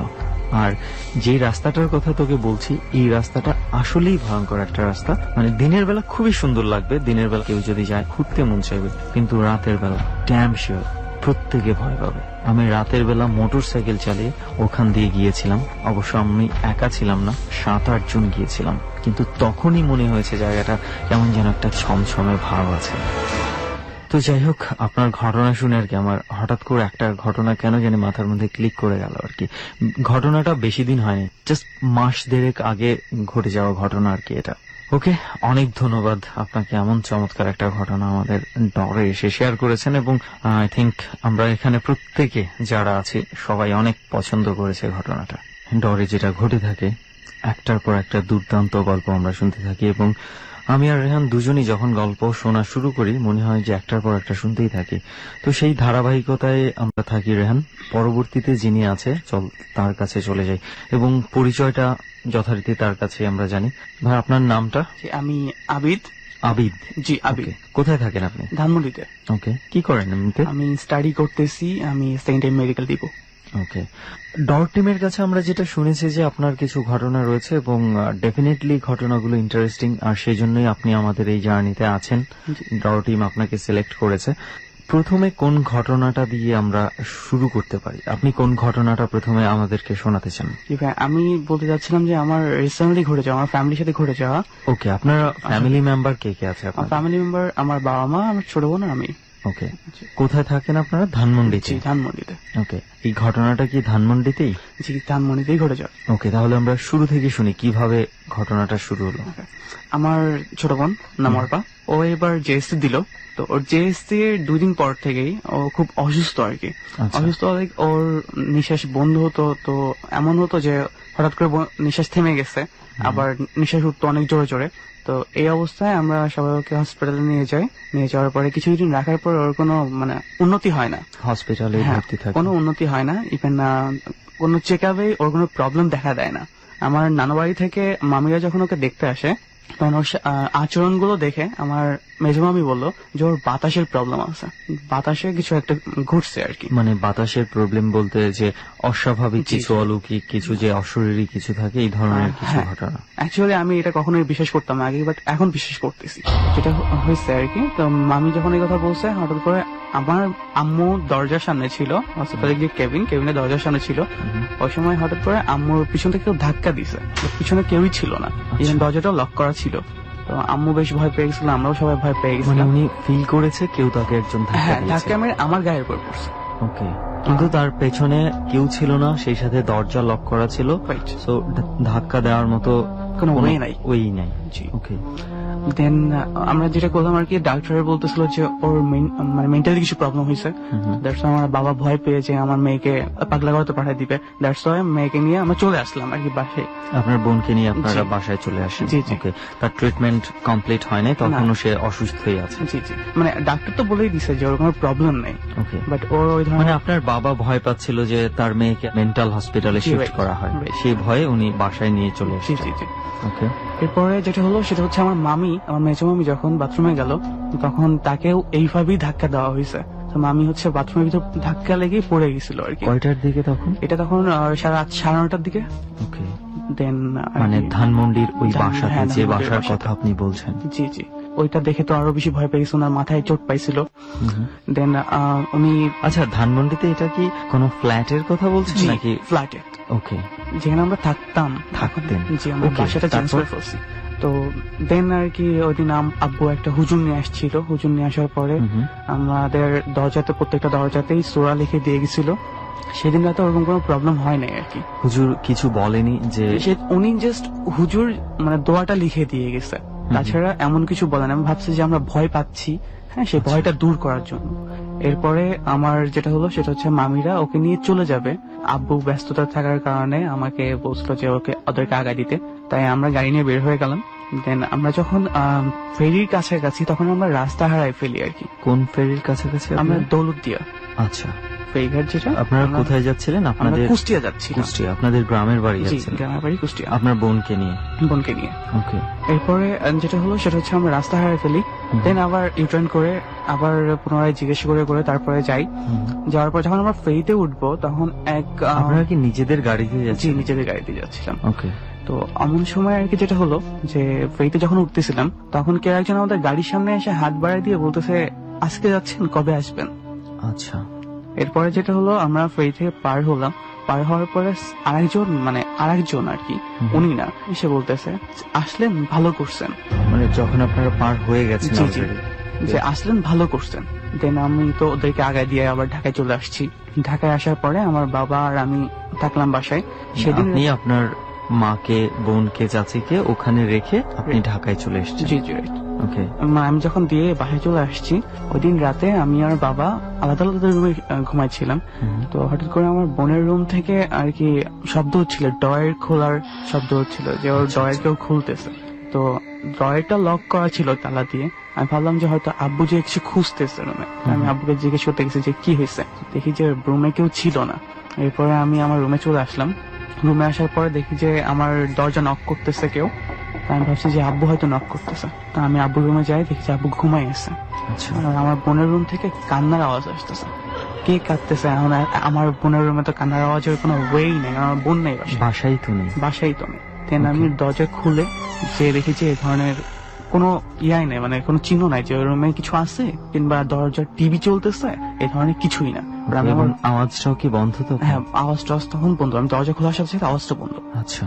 এরপরে আমি আমার রুমে চলে আসি। রুমে আসার পরে আমি মানে ঘুমাইতে পারি না ভয়ের কারণে। দেন অমন সময় তখন আপনার বাবা কোথায় ছিল? বাবার রুমে ছিল। আচ্ছা, আপনি আর ওনাকে কিছু বলেন? না, আমি আর বাবাকে তখন কিছু জিজ্ঞেস করি নাই, যখন দেখলাম ঘুমাচ্ছে। দেন আমি আমার রুমে চলে আসি। রুমে আসার পরে আমার রুমে দেখি যে মানে আমি অত রাতে এখনো ঘুমাইতে পারছি না, আমার ঘুম আসতেছে না। দ্যাটস ওয়াই আমি কি করি, আমি হচ্ছে ফেসবুকে চ্যাটিং করছিলাম। অমন সময় দেখি যে মানে আমার রুম থেকে ছায়া, মানে আমার মনে হচ্ছিল আমার ছোট বোন আমার সামনে দিয়ে হেঁটে যাচ্ছে। আপনার রুমে? হ্যাঁ, আমার রুমে মনে হচ্ছে আমার ছোট বোন আমার সামনে দিয়ে হেঁটে যাচ্ছে, বাট ছায়াটা দেখা যাচ্ছে, কোনো মানে হিউম্যান বডি না। আচ্ছা। ওকে। দেন যেটা হলো সেটা হচ্ছে আমি বাবাকে ডেকে বললাম যে এরকম প্রবলেম হচ্ছে, আমি ওনার কাছে যে শুনলাম। তো সেই একটা গেল। এরপরে আমার এক খালু ছিল আর কি, উনি আবার এই বিষয়ে খুবই পটু। আচ্ছা। অনেক আগে থেকেই উনি আমার ছোট বোনকে ট্রিটমেন্ট এই করলো। বিষয়ে মিন্স এই ধরনের প্যারানরমাল হ্যাঁ, ঘটনাগুলো নিয়ে উনি খুব অভিজ্ঞ। জি জি জি। মানে উনি আর কি ঝাড়ফুঁক করে। আচ্ছা। ওকে। তো ওই রাতটা পার হলো। রাতটা পার হওয়ার পরে আমার ছোট বোনকে হচ্ছে উনি গোসল করাবে, মানে পানি পরে দিবে, মামিরে গোসল করাই দিবে। সেই গোসল হলো। আমার ছোট বোন সুস্থ। তো ওকে কিছু নিয়ম দিছিল, 40 দিনের আগে ওর মানে নদী পার হতে পারবে না, ও একা একা কোথাও থাকতে পারবে না, ইভেন একাও ঘুমাইতে পারবে না। আচ্ছা। যেটা হলো সেটা হচ্ছে ওর ওখানে থাকতে ইচ্ছে হচ্ছিল না, বাইরে চলে আসবে। আচ্ছা, এই ঘটনাগুলো ওখানে ঘটছে? ওখানে ঘটছে, মানে গ্রামের বাড়িতে আপনার ফুপা তাকে ট্রিটমেন্ট করছে? হ্যাঁ, আমার ফোনে জানতেছি যে ওকে গোসল করানো হচ্ছে। হ্যাঁ, ওকে এগুলো বারণ করছে। তো রাতে হঠাৎ করে আম্মু ফোন দিচ্ছে যে ও খুব কান্নাকাটি করতেছে, ঢাকায় চলে আসবে, ওর ফ্রেন্ডদের খুব মিস করতেছে। আমি বলছি ঠিক আছে, তাহলে চলে আসো, যেহেতু হয়ে গেছে গোসল করানো। আমি আর এই ব্যাপারটা নিয়ে মাথা ঘামাইনি যে 40 দিন থাকতে হবে এই ব্যাপারটা নিয়ে। দেন ওরা চলে আসলো পরের দিন আমার মামার সাথে। যেটা হলো ও হঠাৎ করে রাতে খুব চিল্লাই কাঁদতেছে। আমি, আম্মু আর আব্বু যে জিজ্ঞেস করছি কি হয়েছে, তখন আব্বুকে হঠাৎ করে জ্বর দেখে বলছে আব্বু ও আমাকে নিয়ে যাবে, আমাকে বিয়ে করবে। ঠিক আছে। তো সবাইকে ধরে কাঁদতেছে, আমি যাবো না। বলছে আমি যাবো না। ছোট বোন, হ্যাঁ। ইভেন ওর মুখে চরের দাগ ছিল, মানে তার মুখে কেউ চর মেরেছে, সেই দাগ লেগে আছে। জি জি। কিন্তু আমরা কিন্তু কেউ কখনোই ওকে মারিনি। আচ্ছা। তখন আম্মু ওর কাছে যে শুয়েছিল আর কি, ভোরের আজানের কিছুটা আগে হঠাৎ করে আমার ছোট বোনের কান্নার আওয়াজ। ভাবলাম যে আবার কোনো প্রবলেম হয়েছে। এরপরে আমি আর আব্বু মানে আব্বুকে ডাক দিয়ে বলছি চলো তো একটু রুমে যাই। রুমে যেয়ে দেখি যে ওরা সবাই ঠিকঠাক আছে, মানে আম্মু আর হচ্ছে আমার ছোট বোন। বাট ওদের চারপাশ দিয়ে, বেডের চারপাশ দিয়ে অনেক বড় বড় চুল। আচ্ছা। তো যেটা হলো সেটা হচ্ছে পরের দিন আমরা হুজুর নিয়ে পরিমাণ অনেক বড় বড় চুল। এটা আপনার আম্মার মাথার হতে পারে কিংবা আপনার বোনের মাথার হতে পারে। যেটা বলছিলাম সে পার্ট কখনো দেখছেন আপনি? পার্টের যে একটা ধরা থাকে। আচ্ছা আচ্ছা আচ্ছা। সেই মানে পুরো গোছা, সেই পুরো একটা গোছা চারপাশ দিয়ে আছে। আচ্ছা। চুল ছড়াই আছে এরকম অনেকগুলা। মানুষের মাথা থেকে সাধারণত এত চুল পড়ে না, হয়তো 2-1টা 5টা 10টা এরকম হতে পারে। সেটা আমরা ছবি তুলে পর্যন্ত রাখছিলাম। ওকে। দেন ওই দিন রাতটা কাটলো। হুজুর নিয়ে আসলাম পরের দিন। আব্বু একটা হুজুর নিয়ে আসলো। উনি আবার ঝাড়ফুঁক করে দিল, যে মানে ঝাড়ফুঁক বলতে কি উনি দোয়া টোয়া করে দিল, ওর পানি পরে দিল, খেলো। খাওয়ার পরে ওই হুজুরের সাথে ও একা একা কথা বললো আর কি। আপনার বোন? হ্যাঁ, কথা বললো। ওকে থ্রেট দেওয়া হয়েছে, রাতে বলা হয়েছে যে ওকে নিয়ে যাবে, ওকে বিয়ে করবে, আর যদি না করে তাহলে পরে আমাদের প্রবলেম হবে, যেমন আমার বাবার না হয় আমার। এই কথাগুলো কি আপনার বোন হুজুরের সাথে বলছে? জি জি জি। আচ্ছা। দেন হুজুর বলছে হ্যাঁ এগুলো হতে পারে, আমার বোন দেখতে বেশ সুন্দর আর কি। তো এখন কি করণীয়? হুজুরকে যখন বলা হয়েছে, হুজুর বলছে যে এরকম তাহলে পরে একটা কাজ করেন, আমাদের মসজিদে নিয়ে আসেন। ওই সময় রাতে মসজিদে যাওয়ার মতন হয়ে ছিল না, তারপরেও নিয়ে যেতে চাইছিলাম। আমার বোনকে নিয়ে যখন নামতেছি সিঁড়ি দিয়ে, তখন আমার বোনের হাত ধরে রাখছে, অস্বাভাবিক একটা কাহিনী, যেটা যে আমার বাবা ধরে রাখছে আমার ছোট বোনের হাত, ও সিঁড়িতে নামতেছে, ওর হাতে কিছু নেই, ঠিক আছে, ইভেন সিঁড়ির যে বারটা থাকে ওইটাও ধরা নেই, বাট ওকে টেনে নামানো যাচ্ছে না। My God, কি বলেন, মানে আমি একটু এই জায়গাটা যদি আমি যেটা বুঝতে পারছি, মানে সিঁড়ি দিয়ে ওকে নামানোর সময় সে সিঁড়ির রেলিংও ধরে নাই, না। কোথাও ধরেনি, না। জাস্ট তাকে সিঁড়ি দিয়ে টেনে নামানো যাচ্ছে। জি, আমাদের দরজাটা খোলার পরে যে সিঁড়িটা থাকবে ওই সিঁড়ি থেকে নামাতে পারছিলাম না। কিভাবে সম্ভব? একটা বাচ্চা। সেটাই, এটা খুবই অস্বাভাবিক একটা ব্যাপার। ইভেন পরে যখন ওকে লিফটে নিয়ে যাব, হঠাৎ করে মানে লিফট চাপতেছি, লিফট কারেন্ট আছে বাট লিফটটি কাজ করতেছে না, তো ওইটা খুবই অস্বাভাবিক একটা ব্যাপার ছিল ওই সময়টা। লিফট তো যে কোনো সময় এরকম হ্যাঁ, প্রবলেম সেটাই। করতে পারে। বাট ওই অস্বাভাবিক ব্যাপারটা ওইটাই যে আমি আমার আব্বু আমার বোনকে টেনে নামাতে পারতেছে না। আচ্ছা, ও অসুস্থ একটা মানুষ, তবু ওকে টেনে নামাইতে পারতেছে না। হঠাৎ করে ওর হাতের দিকে দেখা যায় যে 5টা আঙুলের ছাপ বসে আছে, রক্ত লাল হয়ে গেছে। মানে ছাপ বসে আছে। কেউ যদি হাতের মধ্যে Right. ধরে রাখলে যেই ধরনের একটা জি, চিহ্ন জি, জি, হয়, জি। ওই ধরনের চিহ্ন লেগে আছে। জি, মাই গড। তো সেদিন আর নিয়ে গেলাম না ওকে, ওকে বাসায় রাখলাম। বাসায় রাখার পরে হঠাৎ করে আমার বোনের রুমে যে ড্রেসিং টেবিলটা আছে, ড্রেসিং টেবিলের ও নিজে ভেঙে ফেলছে আয়না। মানে আব্বু জিজ্ঞেস করছে কেন ভাঙলো তুমি এটা, ও বললো যে ওইখান থেকে ও আসে সবসময়। এই আয়নার মধ্য থেকে? হ্যাঁ, বলা যায় ওইখান থেকে ও আসে সবসময়, আর আমাকে বলে যায় ও আমাকে বিয়ে করবে, আমাকে ভালোবাসে। দেন আমার খালুকে ফোন দেওয়া হয়, খালুকে ফোন দেওয়ার পরে উনি আসে, আসার পর ভালো মতো দেখে টেকে বলে যে এই বাসাতে একটু প্রবলেম হচ্ছে, তো বাসাটা চেঞ্জ করে ফেলো। তো উনি নিচে যায়, নিচে যাওয়ার সাথে সাথে ওনার একটা অ্যাক্সিডেন্ট হয়। ওকে, অ্যাক্সিডেন্ট হয় বলতে? ওনার একটা অ্যাক্সিডেন্ট হয় বলতে নিচে যখনই যায় তখনই একটা গাড়িতে ধাক্কা লেগে ওনার পায়ের মানে যে আঙুলগুলা ওগুলো ভেঙে যায় আর কি। দেন ওনাকে নিয়ে হসপিটালে যাওয়ার পরে ব্যাস ওনাকে ফ্রেশ করে ওনাকে বাড়িতে দিয়ে আসি। আপনার এই খালুই কি আপনার বোনকে ঝাড়ফুঁক করেছিল? এই খালুটাই পানি পরে দিছিল গোসল করানোর জন্য। আচ্ছা আচ্ছা আচ্ছা, ওকে। এরপরে আর কি যেটা করলাম সেটা হচ্ছে যে খালুকে বাড়িতে দিয়ে আসলাম, নিজে যেয়ে দিয়ে আসলাম। আমিও চলে আসলাম ওখান থেকে। আমার ফোন করে বলা হয়েছে যে ওকে যেন নিয়ে আসি সঙ্গে সঙ্গে। তারপরে আব্বু নিয়ে গেল, নিয়ে যাওয়ার পরে ওকে গোসল করানো হলো। গোসল করানোর পরে ও আবার বললো যে এরকম যে ও আমাকে ছাড়বে না কখনোই, আমাকে সারা জীবন ধরে রাখবে। আমাকে বলছে যে ও আমাকে কখনোই ছাড়বে না। ওই আমরা বাসা ছেড়ে দিলাম। বাসা ছেড়ে দেওয়ার পরে এখন কিছুটা ভালো। 3 দিন আগেও ওর একটু প্রবলেম হয়েছে, ওই নিঃশ্বাসের ওই প্রবলেমটা হয়েছিল, বাট এখন বাকি অস্বাভাবিকতা, বাকি এইভাবে অস্বাভাবিক যে ভয়ের ব্যাপারটা- বিষয়গুলো এখন আর সে বলছে না, এখন আর নাই, কিছু দেখছো না সে? কিছু দেখছে না, বাট ও অলওয়েজ বলে যে ও আমাকে কখনোই ছাড়বে না। হয়তো তোমরা যত ট্রাই করো ও আমাকে ছাড়বে না। এটা কেন বলে তাহলে, যদি আপনার তো বাসা ছেড়ে দিয়েছেন ওই বাসাটা? হ্যাঁ, আমি আর একটা কথা বলতে চাই। যখনই ওকে জিজ্ঞেস করা হয় তুই কি এখন ওই ধরনের কোনো কিছু দেখিস কিংবা ওই ধরনের কোনো প্রবলেম হয়, ও সঙ্গে সঙ্গে কান্নাকাটি শুরু করে দেয় যে আমার কি ভূতে ধরছে যে তোমরা আমার সাথে এরকম করতেছো, এটা ও আমাকে কখনোই ছাড়বে না। আচ্ছা, সো এখনো তাহলে আমরা বলতে পারি বিষয়টা পুরোপুরি ক্লিয়ার হয়ে যায়নি? যে পুরোপুরি ক্লিয়ার হয় না, বাট এখন ওই ধরনের আর মানে যে কিন্তু হাত পা অনেকটা টানাটানি- স্বাভাবিক ভাবে আছে, আগের মতোই এত ও কাছে এসে ওকে যে হার্ট করতো, ওকে ওর গায়ে আগে যে টর্চার করা যে হতো টর্চার সেটা করতো হচ্ছে না। সেই ব্যাপারটা আর নাই। ওকে হয়তো দূর থেকে ভয় দেখাচ্ছে, এরকম কিছু একটা বলে যে হ্যাঁ দূর থেকে কিছু একটা হচ্ছে। ওকে হয়তো দূর থেকে ভয় দেখাচ্ছে, এরকম কিছু একটা বলে যে হ্যাঁ দূর থেকে কিছু একটা হচ্ছে। বাট তো এটা কি এমন কি কিছু আপনারা জানতে পেরেছেন যে এটা আপনারা যেই বাসাটায় ছিলেন বাসাটার কোনো প্রবলেম ছিল, নাকি তার সাথে এটা কিভাবে এটা মানে আমি- তাকে ধরেছে? আমি যেটা বলতে চাচ্ছিলাম আর কি, আমাদের তো অনেকগুলো হুজুর দেখা হয়ে গেছে। ডাক্তার দেখানোর পরে হুজুরও তো দেখানো হয়েছে। হুজুরা অনেকে অনেক কথা বলছে। একজন হুজুর বলছে যে ওকে তাবিজ করা হয়েছে বাইরে থেকে, কেউ কোন একটা মানে ফ্যামিলি ওকে তাবিজ করছে যাতে ওকে নিয়ে যেতে পারে। আচ্ছা, আমার খালু নিজে বলছে যে ওর কাছে 5 জন আছে, একজন হচ্ছে 3 ভাই আর 2 বোন। আচ্ছা, তারা অলওয়েজ ওকে মানে গার্ড দিচ্ছে। 3 ভাইয়ের মধ্যে একজন হচ্ছে ওকে পছন্দ করে। কিন্তু এটা কোনো মানে হিউম্যান বডি না। আচ্ছা, বুঝতে পেরেছি আমরা, কিন্তু এটা বলেনি যে কিভাবে তার উপর নজরটা পড়লো বা মানে কোন মোমেন্টে তাকে এভাবে ধরা হয়েছে প্রথম? এটা আসলে বলে নাই, মানে মানে খালু বলে নাই। ওই জিনিসগুলোকে আগে থেকে আপনাদের ফ্ল্যাটটাতে ছিল, যে ফ্ল্যাটটা আপনারা ছেড়ে এসেছেন? হ্যাঁ, এটা বলছে খালু, এটা বলছে যে আমাদের ফ্ল্যাটই অনেক আগে থেকে প্রবলেম ছিল, এই ফ্ল্যাটে আমাদের আসা উচিত হয় নাই। আচ্ছা আচ্ছা, ঠিক আছে। তো ওই অবস্থায় যখন আমরা যাই উঠি, তার কিছুদিন পরে, আমরা তো বেশি দিন ওখানে উঠি নাই, প্রায় 3 মাসের মতন উঠছি। ওর পরীক্ষাটা শেষ হওয়ার পরে এই প্রবলেমটা হয়েছে। ওকে, তার মানে মাত্র 3 মাসের মাথায় ওখানে এগুলা ঘটতে শুরু করেছে হ্যাঁ, ওই বাসাটাতে? ওই বাসাতে প্রবলেম ছিল। আসলে আমরা ঠিকানাটা যদিও জানার অনেক আগ্রহ আছে, কিন্তু আমরা নিশ্চয়ই সবাইকে আর ঠিকানাটা সঙ্গত কারণেই সেটাই জানতে দিতে পারি না সেটা। তবে যাই হোক, এই বাসাটার প্রতি আমাদের একটা পরবর্তী গন্তব্যের চিন্তা ভাবনা রইলো আর কি। ওকে।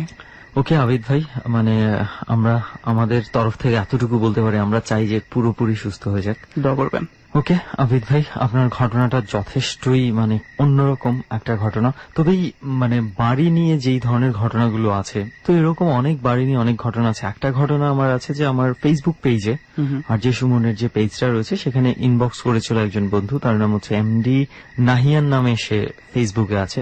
সে একটা বাড়ির কথা আমাকে লিখেছে ফেসবুকে। এমন ছিল যে বাড়িটা হচ্ছে 5 তলার একটা ভুতুরে ছাদ সম্পর্কে আর কি সে বলেছে। ঘটনা ছিল প্রায় 40 থেকে 45 বছর আগে খুব সম্ভবত বাড়িটা তৈরি করা হয়েছে, এবং এই বিল্ডিংটার পাশাপাশি আরেকটা বিল্ডিং ছিল। সেই বিল্ডিংটা ছিল অবশ্য 3 তলা। যারা 5 তলার এই বিল্ডিং এর মানে পুরাতন বাসিন্দা, তারা অনেকেই এই বিল্ডিং এর ছাদে রাতের বেলায় নৃত্য হলে যেই ধরনের শব্দ শোনা যায়, তো এই ধরনের শব্দ তারা শুনতে পেত। যে নাচটা হয় অনেকেই নাকি দেখেছে, কথিত আছে যে অনেকেই সেটা দেখতেও পেরেছে। এবং সবচেয়ে বড় বিষয় হচ্ছে যে প্রতি বছরের ঠিক নির্দিষ্ট একটা সময়ে ওই বিল্ডিং থেকে কেউ না কেউ একজন কোনো না কোনো কারণে সামহাও ওই ছাদ থেকে পড়ে মারা যাচ্ছে। এটা বেশ কয়েক বছর যাবত এই ধরনের ঘটনা কন্টিনিউ চলেছে। এইভাবে প্রায় 5 জন লোক মারা গেছে আর কি। তো এরপর কি করা হয়েছে, সেই বিল্ডিংটার ছাদের যে দরজাটা আছে এই দরজাটা বন্ধ করে দেওয়া হয়েছে। যখন এই ছাদ বন্ধ করে দেওয়া হয়েছে, এই 5 তলা থেকে পড়ে মৃতের সংখ্যাটা কমে গেছে। কেউ যেহেতু ছাদে যেতে পারছে না, কিন্তু এটার পাশাপাশি যে 3 তলা একটা বিল্ডিং ছিল, সেই 3 তলা বিল্ডিংটা থেকে ঠিক এর পরের বছর থেকে ঠিক ওই সময়টাতে কেউ না কেউ পড়ে মারা যাওয়ার ঘটনা শুরু হয়ে যায়। এরপরে বিভিন্ন হুজুর এনে এটাও মানে বিভিন্ন ভাবে বন্ধ করা হয় এবং দরজা সেখানেও তালা লাগিয়ে দেওয়া হয়। ঘটনা হচ্ছে এরপর থেকে প্রায় আজকে 1.5-2 বছর যাবত মোটামুটি স্বাভাবিক আছে। কিন্তু ওই যে 5 তলা বিল্ডিংটা যে আছে, এটার ছাদ থেকে এখনো নাকি নাচের শব্দ শুনতে পাওয়া যায় রাতের বেলা, ওই বাসিন্দারা শুনতে পায়। তো এটা আমাকে ফেসবুকে যিনি লিখে পাঠিয়েছেন এমডি নাহিয়ান, তো তার সাথে আমরা হয়তোবা যোগাযোগ করব আরো পরবর্তীতে, এবং আরো বিস্তারিত ভাবে জেনে আমরা চেষ্টা করব সেই বিল্ডিং গুলোতে যদি যাওয়া যায়। এই ঘটনাটা এই জন্য বললাম যে যথেষ্ট আধুনিক এই শহরে, ঢাকা শহরের মতো জায়গায় এই ধরনের ঘটনা ঘটছে। তো সেই জন্য বললাম যে খুব অদ্ভুত লাগে যখন আমরা এই ধরনের পরিবেশে এই ধরনের হন্টেড ঘটনা শুনি। যাই হোক আবিদ ভাই, আপনার কাছে আরো কিছু ঘটনা আছে, আমরা ডট টিমের কাছে শুনেছি। এরপরে কোন ঘটনাটা শোনাতে পারেন আপনি? এরপরে ভাই আমি যেটা শোনা যাচ্ছি সেটা হচ্ছে আমার স্কুল লাইফে ঘটে যাওয়া একটা ঘটনা, সেটা যশোরে। ওকে, যশোরে আমি আমার ফ্রেন্ড, এটা কয় বছর হতে পারে আজ থেকে? আজ থেকে প্রায় 6 বছর আগে। ওকে, তো আমি আর আমার ফ্রেন্ড দুজনে নাইট শো দেখতে গেছিলাম একটা হলে। হলের নাম সবাই জানে, মনিহার। তো যশোর, হ্যাঁ যশোর মনিহার। আমি থাকতাম হচ্ছে মোল্লাপাড়া, মনিহারের পিছনেই। তো আমি আর আমার ফ্রেন্ড দুজনে মিলে নাইট শো দেখে 11:30 কি 12টার একটু আগে, তো ওই সময় আমরা চলে আসতেছি। তো এই রাস্তায় কোনো রিক্সা ছিল না, শীতের দিন ছিল, রিক্সাওয়ালার ওইভাবে মানে থাকতো না। আমরা একটা রিক্সা পাইছিলাম। তো এমন সময় তাকে আর কি আমরা ফলো করি না, এভাবে জাস্ট বলছি মামা আমরা এখানে যাবো আর কি, মোল্লাপাড়া যাবো। তো উনি কোনো কথা না বলে উনি রিক্সা উঠলো, আমরাও রিক্সা উঠলাম। আমরা যাবো ডানে, উনি সোজা চলে গেলেন আর কি উল্টা রাস্তায়। জিজ্ঞেস করলাম না কিছুই, কারণ ওদিক থেকে আমার বাসায় যাওয়া যায়, অনেক দূর হয়ে যায়। সেক্ষেত্রে আমরা জাস্ট একবার জিজ্ঞেস করছি যে কেন, এদিক থেকে কেন? উনি কোনো অ্যান্সার দেন নাই। তো যথাযথ আমি চুপ করেছিলাম, কারণ আমি আমার ফ্রেন্ড দুজনে মিলে কথা বলতে বলতে চলে যাচ্ছিলাম। এরপর হঠাৎ করে আমার যে চোখে পড়লো সেটা হচ্ছে যে ওনার পায়ের দিকে আর কি। আচ্ছা, তো পায়ের দিকে চোখে পড়লো, ওনার পা দেখলাম যে উল্টা। আমার নানির মুখে গল্প শুনতাম যে এরকম উল্টা থাকলে নাকি অশরীরে কিছু থাকে। তো যেটা হলো সেটা আমার কাছে জিজ্ঞেস করার পর উনি কোনো কথা বললো না। হঠাৎ করে একটা ধমক দিল আমাদের। রিক্সাওয়ালা ধমক দিয়েছে? রিক্সাওয়ালা ধমক দিল। ওরকম একটা পরিস্থিতি, ওরকম একটা সময় যদি কেউ ধমক দেয়, ভয় পাওয়াটাই স্বাভাবিক। তো আমরা রিক্সা থেকে জাস্ট নেমেই দৌড় দিলাম। নেমে দৌড় দেওয়ার পরে আমাদের স্কুলটা ছিল দাওয়াটানাতে সামনে যে কেবলমাত্র দাঁড়াইছি, উনি দেখি যে হেঁটে হেঁটে আমাদের সামনে আসছে। ওকে, মানে সামনের দিক থেকে আসতেছে? জি, সামনের দিক থেকে আমাদের সামনে আসতেছে আর কি। আমরা তো পিছনে থাকার কথা, যদি আমাদের ফলো করতো, রিক্সা নিয়ে ফলো করতো, তাহলে পেছন দিক থেকে আসতো। যদি সামনের দিক থেকে আসতে যেত তাও আসতে পারতো, বাট উনি হেঁটে হেঁটে হাউ ইটস পসিবল যে আমার সামনে আসবে, কারণ আমরা দৌড়ে আসতেছিলাম দুজনে মিলে। দেন যেটা হলো সেটা হচ্ছে যে ওনার মুখটা ছিল গামছাতে ঢাকা। আমি ওনার মুখের দিকে আর ওনার পায়ের দিকে এগিয়ে লাইট দিলাম আর কি, ফোনের লাইট। তো ওনার মুখ দেখতে পেলাম না, আমি মুখ দেখতে না পেয়ে জাস্ট পা দেখলাম, পা সেম উল্টা। ওই অবস্থায় আমরা দৌড় দিলাম। দৌড় দেওয়ার পরে বাসার সামনে যে আমি পড়ে যাই। তারপরে প্রায় সপ্তাহখানিকের মতন আমার জ্বর ছিল। তো আমার আম্মুকে যখন বলি তখন বললো যে এত রাতে বাইরে যাওয়াটা ঠিক না, আর ওই জায়গাটা বেশ ভয়ানক ছিল মনিহারের সামনে। এটা আমাদের যশোরে যদি কেউ থাকে, কোনো ফ্রেন্ড থাকে, অবশ্যই সে জানে। ওকে, তো এটা হচ্ছে আপনার দ্বিতীয় ঘটনাটা যেখানে এই ধরনের ঘটনা ঘটেছিল। জি জি ওকে, আরো একটা ঘটনা আছে আপনার, তো আমরা সেই ঘটনাটা একটু শুনে ফেলি সংক্ষেপে। জি শিওর। সেটা ভাইয়া প্রায় ওর থেকে 1 বছর পরে আর কি, মানে ওই ঘটনাটা, যে ঘটনাটা বললাম রিসেন্টলি, তার থেকে 1 বছর পরে আমার ওই ফ্রেন্ডেরই বাবা মারা যায়। আচ্ছা। তো তখন বাজে রাত 9:30। তো তার রিলেটিভরা কেউ এখানে থাকে না। কোথায় মারা যায়? যশোরে। জি, আমি যশোর থাকতাম তখন, আচ্ছা। তখনকার ঘটনা আর কি। তো ওই সময় আর কি আমার ফ্রেন্ডের বাবা মারা যায়, পরে ওনার রিলেটিভরা কেউ আবার ওখানে থাকে না। ওর বাড়ি আর আমার বাড়ি প্রায় কাছাকাছি, কুষ্টিয়াতে। ইভেন ওর বাসা আমার বাসাও কাছাকাছি। তো আমাকে বলে যে এরকম প্রবলেম হয়েছে। তো আমি আর আমার বাবা যাই, বাবা যাই দেখে ওই অবস্থা। তো ওর মা চাচ্ছিল না যে ওই বডিটা যশোর থাকে এই মুহূর্তে, কারণ রাতে থাকলে যদি নষ্ট হয়ে যায়। কয়টার দিকে মারা গেছে? 9:30 দিকে। রাত 9:30টার দিকে। জি। ওকে। দেন আমরা যেটা করলাম সেটা হচ্ছে যে আমাদের গাড়িটা নিয়ে বের হলাম, ওকে ওই নিয়ে যাবো। তো মানে গাড়ি যশোর থেকে লাশটা নিয়ে কুষ্টিয়ায় যাবেন? জি জি, কুষ্টিয়াতে যাবো। ওকে। তো যেটা হলো ভাইয়া, সেটা হচ্ছে আমাদের গাড়িটা ছিল হচ্ছে আপনার 3টা স্তরের আর কি। এই ড্রাইভারের সিট, তারপরে মাঝখানে একটা সিট, পিছনে একটা সিট। আচ্ছা। তো আমি আর আমার মাইক্রোবাস সামথিং, হ্যাঁ। তো আমি আর আমার ফ্রেন্ড ছিলাম পিছনে, বডিটাকে কোলে নিয়ে, কাপড় বলে যাকে, অনেক পড়ানো ছিল। দেন আর আমার বাবা আর আন্টি ছিলেন সামনে। তো মানে আপনার বাবা আর হচ্ছে আপনার ফ্রেন্ডের মা, অর্থাৎ আপনার আন্টি যাকে বলছেন, ওনারা সামনের সিটে ছিল। জি। এর ড্রাইভার গাড়ি চালাচ্ছিল একজন? না না, আমার বাবাই ড্রাইভ করতেছিল। আচ্ছা, আপনার বাবা ড্রাইভ করতেছিল, পাশের সিটে ছিল আপনার ফ্রেন্ডের মা। জি জি। পেছনে আপনারা দুজন ছিলেন। জি। আর কোলে ছিল, আপনাদের কোলে ছিল ডেড বডিটা। ওকে। তো হঠাৎ করে আমি আর আমার ফ্রেন্ড ঘুমায় পড়ছিলাম, কোলে নিয়ে অবস্থায় ঘুমায় পড়ছিলাম, অনেক রাত হয়ে গেছিল। তো হঠাৎ করে চোখ খুলে দেখি যে আঙ্কেলের কাফনের কাপড়ে মুখ থেকে সরে গেছে, মুখটা বের হয়ে গেছে। আচ্ছা। মাথা থেকেও নেমে গেছে। তো এটা ভাবছিলাম যে হয়তো আমাদের হাতের টাচের কিংবা আমাদের ওই ঘুমানো অবস্থায় হয়তো সরে গেছে, বাট এটা ইম্পসিবল, কজ তার মুখে আর মাথায় অনেকে জানে কাফনের কাপড় কি হয় বাঁধে। আচ্ছা। ইম্পসিবল, ঝাঁকি লাগলে ওটা খুলবে না, বাধা থাকে ওটা। তো এর কিছুক্ষণ পরেই আমরা সবাই মিলে ভয় পেলাম এটাই যে আমাদের গাড়িটা এমন এক জায়গায় গিয়ে পড়ছে যেখান থেকে না আমরা ফেরত আসতে পারছি না, ইউটার্ন করতে পারছি না। কোথায় ইউটার্ন করবো, কারণ আমরা ছিলাম রাস্তায়। হঠাৎ করে আবিষ্কার করলাম যে আমরা একটা মাঠের মাঝখানে, লাইক বিল। আচ্ছা। বিল ঝিল যাকে বলে আর কি। তো মানে আপনারা একটু ভুলবশত অন্য ট্র্যাকে চলে গেছেন? জি, অন্য ট্র্যাকে বলতে যেটা হবে, মানে আমরা যদি রাস্তায় যেতাম তাহলে ইউটার্ন করতে পারতাম। আমরা এমন একটা জায়গায় যে পৌঁছেছিলাম যে অন্ধকার রাত, হ্যাঁ, শীতের মধ্যে কুয়াশা। ওই সময় আর কি আমরা ইউটার্ন করার মতো রাস্তা খুঁজে পাচ্ছিলাম না। তো মাঠের মাঝখানে আমরা, এখন আমরা রাস্তাও দেখতে পারতাম, তো রাস্তার উপর দিয়ে যেতে পারতাম। তো সেক্ষেত্রে আমরা রাস্তায় উঠতে পারতেছিলাম না। আমাদের হঠাৎ করে দেখি যে চারপাশে দেখলাম কুকুর, অনেকগুলো কুকুর এসে কুকুরগুলো ডাকতেছে আর কি। আচ্ছা। হ্যাঁ, শিয়াল যেভাবে ডাকে ওইভাবে। আর এটা দেখে বেশ ভয় পেয়ে গেছিলাম যে কেন হঠাৎ করে এইভাবে রাস্তার মাঝখান থেকে এখানে চলে আসলাম, আবার কুকুরটাও এসে এইভাবে চিল্লাচ্ছে কুকুরগুলা। দেন আন্টিও বেশ ভয় পেয়ে গেছিল। আশেপাশে ওইদিকে আপনারা যে জায়গাটা আটকে গেছিলেন, যতটুকু আপনাদের নজর যাচ্ছে, বা গাড়ির হেডলাইটের আলোতে কোনো বাড়ি ঘরের চিহ্ন বা কোনো বাড়ি ঘরের কোনো চিহ্নই ছিল না। পিছনের কোনো রাস্তা দেখলাম, সামনের কোনো রাস্তা দেখছিলাম না। আমরা টস দিয়েও ট্রাই করছিলাম যে কোনো রাস্তা আছে কিনা। আমি এই প্রশ্নটা এই জন্য করলাম যে কুকুর আমরা সাধারণত দেখি যে বসতির আশেপাশেই থাকে কুকুরগুলো, এবং কুকুরের আরেকটা বৈশিষ্ট্য হচ্ছে যে আননোন কোনো কিছু দেখলে হঠাৎ করে তারা মানে এইভাবে চিৎকার চেঁচামেচি শুরু করে দেয়। তো সেটা হলেও একটা কথা ছিল, কিন্তু একটু আমার কাছে খটকা লেগেছে যে যেহেতু আপনি বলছেন যে আশেপাশে কোনো ধরনের কোনো বাড়ি ঘর ছিল না, তো সেক্ষেত্রে কুকুরগুলো, এতগুলো কুকুর ওখানে মানে কতটুকু যুক্তিসঙ্গত আমি বুঝতে পারছি না। তারপর কি হলো? তারপর ভাইয়া যেটা হলো সেটা হচ্ছে মানে কোলে একটা ডেড বডিকে রাখতে গেলে কতটা এনার্জি লাগে, কারণ আমরা সারা রাত এখানেই থাকতে হবে, কারণ আমরা রাস্তা খুঁজে পাচ্ছি না। দিন হলে দেন আমরা রিটার্ন করবো। দ্যাটস ওয়াই তাকে হচ্ছে পিছনে শোয়াই দিলাম। পিছনে শোয়াই দেওয়ার পরে ভাইয়া আমরা ঘুমাইতে পারতেছিলাম না, কারণ বিচ্ছির একটা গন্ধ আসতেছিল। আপনি হয়তো বলবেন যে ভাইয়া এটা হচ্ছে মৃতদেহের গন্ধ, ওরকম না, মনে হচ্ছিল যে ভিতর থেকে আমার সবকিছু বের হয়ে আসতেছে। আচ্ছা।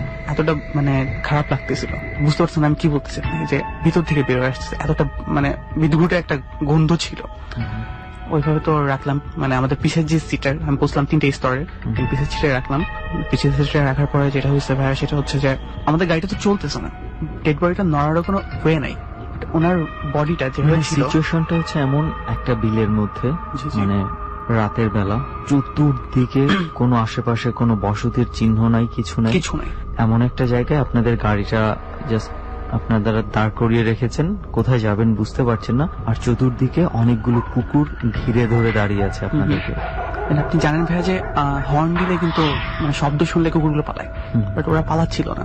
আচ্ছা, ওকে, দেন পিছিয়ে রাখার পর আমাদের গাড়ি তো চলতেছে না, গাড়ি সম্পূর্ণ অফ করে রাখছে। তো এমন সময় কিন্তু ডেড বডি নড়ার কোনো ওয়ে নাই যে ডেড বডি নড়বে ঝাঁকিতে। তো পিছনে রাখার পরে যেটা হয়েছে ভাই, সেটা হচ্ছে ডেড বডি রাখে সোজা করে আর কি। But ওনারটা হচ্ছে এক কাত হয়ে গেছিল, আচ্ছা, এক সাইডে কাত হয়ে গেছিল। আমরা রাখার কিছুক্ষণ পর দেখতে পাচ্ছি যে ওনারটা এক কাত হয়ে গেছিল।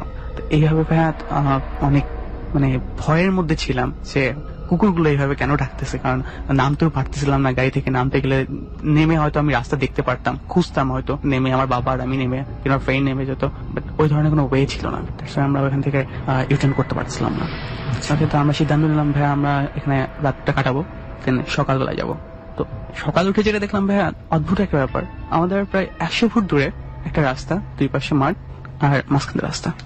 আচ্ছা, কিন্তু Then- আপনারা ওটা আসলে রাতের বেলা বুঝতে পারছিলেন না না, যে বুঝতে আসলে পারছিলাম না। আশেপাশে রাস্তা Even আছে। আপনাকে যেটা বলবো ভাইয়া, সেটা অদ্ভুত একটা ব্যাপার যে আমরা যদি ওই রাস্তা থেকেই নামতাম, হ্যাঁ, তাহলে প্রায় গাড়িটা নামতে গেলে আমরা অনেক বড় একটা ঝাঁকি খেতাম, আচ্ছা, কারণ রাস্তাটা ছিল অনেক উঁচু, মাঝখান দিয়ে একটা পানির একটা ছিল, ড্রেনের মতো ট্রেনের আছে। মতন ছিল। তো ওইখান থেকে আমরা নামতে পারতাম না কখনোই। নামলে হয়তো পড়লে আমাদের কোনো একটা না কোনো ক্ষতি হতো, মানে বাবার কোনো ক্ষতি হতো, আমাদের কোনো ক্ষতি হতো, ডেড বডিটা পড়ে যেত কোল থেকে। এমন কিছুই হয় নাই, আমরা কিছুই বুঝি নাই। জাস্ট পরবর্তীতে বুঝছি যে আমাদের গাড়িটা অফ হয়েছে, বাবা অফ করছে, বলতেছে যে আমরা কোথায় আসছি, এটাই ভাই। দেন আমরা সকালবেলা ইউটার্ন করে দেন কোনো ওয়েতে আর কি রাস্তায় গাড়িটা উঠাই, দেন চলে আসি আমরা কুষ্টিয়াতে। ওকে, মানে আসলে কি বলবো এটা আমি বুঝতে পারছি না, কোনো কিছু হিসেবেও মিলাতে পারছি না এটাতে। তো যাই হোক, বেশ কয়েকটা ঘটনা শুনলাম আপনার কাছে, বেশ ইন্টারেস্টিং মনে হয়েছে। বিশেষ করে আপনার বোনের ঘটনাটা আমার কাছে খুবই অদ্ভুত এবং ইন্টারেস্টিং মনে হয়েছে। তো অনেক ধন্যবাদ। আমি একটা কথা বলতে চাই, যেটা হচ্ছে ভাই, আমাদের অনেক ফ্রেন্ডরা ভাবে যে এইটা মানে মিথ্যা কথা, অনেকে বিশ্বাস করতে চায় না, অনেকে জাস্ট মজার করার জন্য এটা শুনে, আমাদের এই শোটা শুনে ডরটা। অ্যাকচুয়ালি আমাদের চারপাশে কিন্তু অনেক কিছু আছে যা কিন্তু আমরা দেখতে পাই না। হ্যাঁ, তো আমি আসলে এই ব্যাপারটা বিশ্বাস করতাম না, বাট এই মুহূর্তে আমাকে বিশ্বাস করতে হচ্ছে, কারণ আমার ফ্যামিলির সাথে ঘটে গেছে, আমার সাথে Right. ঘটে গেছে। আসলে সেটাই আমি আরো একবার বলতে চাই, এবং আমি আর রেহান বারবারই বলি যে এটা আসলে বিশ্বাস করা কঠিন। যদি নিজের সাথে না ঘটে এই ঘটনাগুলো, মানে বিশ্বাস করা খুব কঠিন মনে হয়, রূপকথার গল্পের মতোই মনে হয়। Right. কিন্তু যখন ঘটে যায় নিজের সাথে, তখন আর এটা মানে বলার আর কিছু থাকে না। তো আমরা আসলে সাধারণত তাদেরকে আমন্ত্রণ জানাচ্ছি যাদের সাথে ঘটে গেছে এবং তারা এখন বিশ্বাস করে মন প্রাণ দিয়ে, এবং তাদের ঘটনাগুলি শুনছে। এবং বিশ্বাসের ব্যাপারটা কিন্তু সম্পূর্ণই শ্রোতাদের উপরেই আমরা ছেড়ে দিচ্ছি। তারা কার কথাগুলো কতটুকু বিশ্বাস করবে, এটা সম্পূর্ণ শ্রোতাদের উপর। তো অনেক ধন্যবাদ আবিদ ভাই আমাদের জার্নিতে আসার জন্য। আপনাকে ধন্যবাদ ভাইয়া। ওকে, এই মুহূর্তে আরো একজন আছে আমাদের সঙ্গে, এবং যেই ঘটনাগুলো আমরা শুনছি সেই ধারাবাহিকতায় আর ইন্টারাপ্ট না করে আরো একবার আমরা গল্পের মধ্যে যাই। গল্প বললাটা কি রেহান ঠিক হবে? তুই তো চুপচাপ বসে আছিস, বসে থাক। আমরা এই মুহূর্তে যাকে পেয়েছি তার পরিচয়টা একটু জানি। আপনার পরিচয়? জি, আমার নাম জোবায়েদ হোসেন, আমার বাসা সোনারগাঁ, স্টুডেন্ট। তো আমার লাইফে যে ঘটনাটা ঘটে খুবই ভয়ানক, আমার কাছে খুব ভয়ানক মনে হয়েছে। স্বাভাবিক, আপনার সাথে যেহেতু ঘটেছে আপনার কাছে ভয়ানক মনে হবে। তো জোবায়েদ ভাই, আমরা তাহলে সরাসরি আপনার ঘটনাটাই শুনে ফেলি। এবং সেই ঘটনাটা কতদিন আগে ঘটেছে? এটা 2008-এর দিক দিয়ে হবে। তো 2008-এর দিকে, তার মানে বেশ অনেক দিন হয়ে গেছে। সো এই ঘটনাটা একটু আমরা ছোট করে প্রথম থেকে শুনি। আমরা মানে 4 জন একই সাথে জ্যৈষ্ঠ মাসে যে আমাদের এখানে মেলা হয়, তো মেলাটা প্রায় 15-20 দিনের মতো থাকে। তো আমরা একদিন সবাই প্ল্যান যে মেলায় যাব, তো মেলা গেছি, মেলাতে অনেক এনজয় করছি। তো আসার পথে রাতটা অনেক হয়ে যায়, কারণ মেলাতে থাকা অবস্থায় বোঝা যায় না টাইমটা কতটুকু। তারপর আসার পথে আমাদের খুব ক্ষুধা লাগে। তো ক্ষুধা লাগার পরে আমরা পাশে মানে দোকান অফ হয়ে যাবে এরকম টাইপের একটা দোকান, পিঠা খাইলাম। পিঠা খাওয়ার পরে হাঁটতে হাঁটতে পিঠা খেতে খেতে আসছি। তো ওই সময় সাথে অনেকজন ছিল, যেটা কোনো মনে ভয় ছিল না। তো আস্তে আস্তে মানে বাড়ির খুব কাছাকাছি এসে পড়ি। তো আমাদের বাড়ির পাশেই নতুন রাস্তা হয়, তো রাস্তাটা কাঁচা টাইপের ছিল, মানে ইট টিট কিছু বসানো হয়নি, নতুন। তো আসার পরে তো আমরা চিন্তা করলাম যে বৃষ্টি হয়েছে রাত্রে, তো বাড়ির উপর দিয়ে গেলে কাদা টাদা লাগবে, লাইট বাড়ির উপর দিয়ে বলতে যে গ্রামের উপর দিয়া, গ্রামের ভিতরে আর কি, ঘর বাড়ি যে থাকে এই ঘর বাড়ির ভেতর দিকে পাড়া মহল্লার ভেতর দিয়ে যে রাস্তা থাকে ওটার কথা বলছি। তো সেই জন্য যে চিন্তা করি যে আসলে নিচে দিয়ে যাব, কারণ রাত্রে করে বাড়ির উপর দিয়ে গেলে কাদা টাদা লাগবে, তো নিচে দিয়ে যাওয়ার প্ল্যানিং করি। তো রাস্তা নতুন হয়েছে, ওরকম বৃহৎ আকার হয় নাই। তো আমরা একজন সিরিয়াল ভাবে আসতে থাকি। তো আমি ছিলাম সবার সামনে। তো সামনে যাওয়ার পরে যে রাস্তাটা আমাদের সামনে পড়ে সেটা হলো যে একটা হরর সিগমেন্ট জায়গা, যেখানে বুক টুক দেয়। সাধারণত ভালো জায়গায় বুক টুক দেয় না কিন্তু। আচ্ছা, তো দেওয়ার পরে দেখি যে এখানে মানে বক কি জানি খাচ্ছে, এরকম কিছু দেখা যাচ্ছে আর কি, মানে ছায়ের মতো দেখা যাচ্ছে, 2-3টা মাথা একসাথে যেমন খাইতেছে এরকম। আচ্ছা, কিছু মনে হচ্ছে যে কয়েকজন বা কিছু একটা খাচ্ছে ওখানে বসে। তারপরে আমি দেখি এটা দেখে স্টপ হয়ে যাই। তো সেটা বলতেছে, তার পিছনে যারা আছে তারা বলতেছে যে কিরে কি হয়েছে। আমি বললাম যে না কিছু না, দাঁড়া। পরে আমি যখন বলি যে না কিছু হয় না দাঁড়া, এটা বলার পরে ওরা আমার মানে শব্দটা শুনে আমার দিকে তাকায়। তো আমার দিকে তখন তাকাইলো, তাকানো দেখলাম মানে কিছুই দেখা যায় না, দেখতেছে চোখগুলা জ্বলতেছে আগুনের মতো।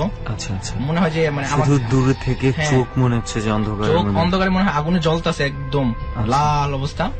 সবাই 3-4টা দায়িত্ব সবগুলো আমার দিকে তাকায়। তারপর আমি প্রচন্ড পরিমাণ ভয়, আমার গায়ের পশম টশম সব দাঁড়ায় যায়। তো আমি প্রায় কাঁপা অবস্থায় যে কাঁপতেছি। তো ওরা আমার গায়ে একদম ধরার পরে কি হয়েছে। পরে আমি বললাম না কিছু না। পরে আমি শরীরে পিছনে আমার মুখ দ্বারা কোনো কথা আসতেছিল না, মানে এত পরিমাণ ভয়। আমার জীবনের ফার্স্ট, তো আসলে একটু ছোট ছিলাম, মানে এত ভয় পাইতেছিলাম, মানে আমার মুখে কিছুই আসতেছিল না। তো আর পিছনে যারা ছিল তারা হঠাৎ করে দেখার পরে ওরা দৌড়ে পালায়। আমিও ওদের সাথে দৌড় দিই। দৌড়ে দেওয়ার পরে আমার যে কাজিনটা ছিল সে আবার মানে রাস্তা নতুন হওয়ার কারণে সে পড়ে যায় নিচে।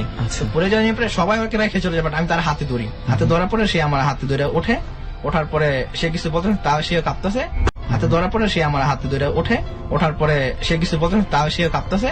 পরে আমি বললাম আসতে সে সেন্সেস হয়ে পড়ে যায়, ওখানে অজ্ঞান হয়ে যায়। তো অজ্ঞান হয়ে যাওয়ার পরে সে বয়স আপনাদের চেয়ে ছোট ছিল? আমার 2-3 বছর ছোট হবে। আচ্ছা, অনেক ভয়ানক অবস্থা। কি করবো এত রাত্রে, কোথায় যাবো, বাসায় তো যেতেই হবে। পরে আমরা মানে এখন গ্রামের উপর দিয়ে আসতে হবে। তারপর গ্রামের উপর দিয়ে আসার চেষ্টা করি। করার পরে আমাদের বাড়িতেই একটা পুরানো গাছ ছিল, গাব গাছ, অনেক পুরানো। তো ওই বাড়িটা আবার জঙ্গল টাইপের, একটু কেউ যায় না, থাকে না। তো সেখানে আগে শুনতাম যে কি না কি থাকতো। তো হঠাৎ করে ওই কথা মনে পড়ে যায় যে এখনো তো শুনতাম যে কি না কি আছে, এই দিকটা কিভাবে যাব। পরে দেখি ওই গাব গাছের উপর দিয়েও সেম একই জিনিস, যে জিনিসগুলো আপনারা অন্য রাস্তায় দেখে আসছেন, সেই জিনিসগুলো একই, মানে ওঠানামা করতেছে। যখন আমরা দেখি তারাও আমাদেরকে দেখে ফেলে। দেখে ওঠানামা না করে আর দাঁড়াই, মানে স্টপ, আমাদের দিক তাকাই রয়েছে। আচ্ছা, তারপরে আর আমরা মানে সামনের দিকে আগাইতে পারি না। তো না গানের কারণে আবার আমরা পিছনে ব্যাক করে একটা ব্রিজ, যে ব্রিজ দিয়ে নামতেছিলাম ডালে, ওই ব্রিজে আবার দাঁড়াই। দাঁড়ানোর পরে ব্রিজের ওই পারে ছিল আমার এক চাচার বাসা, উনি এখানে নতুন বাড়ি করছে। পরে ওনার বাসার দিকে যায়, ওনার মেল আছে, বাড়ির পাশে মেল আছে। তো ওনার বাসায় উনি আবার অনেক রাত্র সজাগ থাকে। তো দেখি উনি বাইরে পাহারা টারা দিচ্ছে, এরকম সজাগ টাইপের। পরে ওনাকে বলার পরে উনি বলে ঠিক আছে তোদের আজকে এই রাস্তায় যাওয়ার দরকার নাই, তোরা আমার এখানেই থাক। পরে চাচার এখানে থাকি। থাকার পরে সকালে দেখি আমার যে ফুফাতো ভাইটা পড়ে গেছিল, সে কথা বলতে পারে না, কি কেমন যেন তাকায় থাকে শুধু মানুষের দিকে, কোনো কথাই বলতে পারে না, কিছু জিজ্ঞেস করলে কিছুই বলতে পারে না।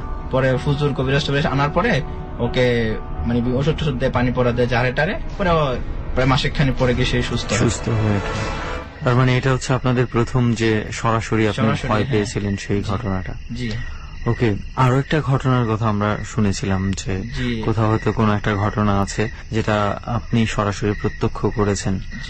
সো এই ঘটনাটা একটু শুনি আমরা। যেটা হলো যে আমার আন্টির কাছ থেকে শুনছি, সেটা আমার এটা আপনি শুনেছেন? জি, আন্টির কাছ থেকে শুনেছি। ওকে। তো আমার আন্টির বাসায় সোনারগাঁ বেড়াইতে আসছে, তো আমিও বেড়াইতে গেছি নানুর বাড়িতে। তো এরকম কথা হইতেছিল, তো শুনলাম, উনি বললো যে এরকম শুনছি। বেশি আগের ঘটনাটা, প্রায় মাসেকখানি হবে।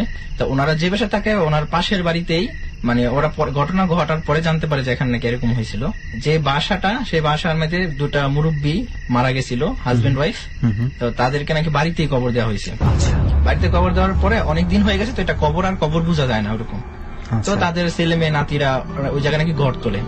এটা কি ওরা যখন গড় তুলতো ওরা জেনেই তুলেছে নাকি? না, ওরা জানতো না যে এখানে কবর ছিল, মানে কবরটা অনেক আগে, মানে বোঝা যায় না, যে বোঝা যায় না।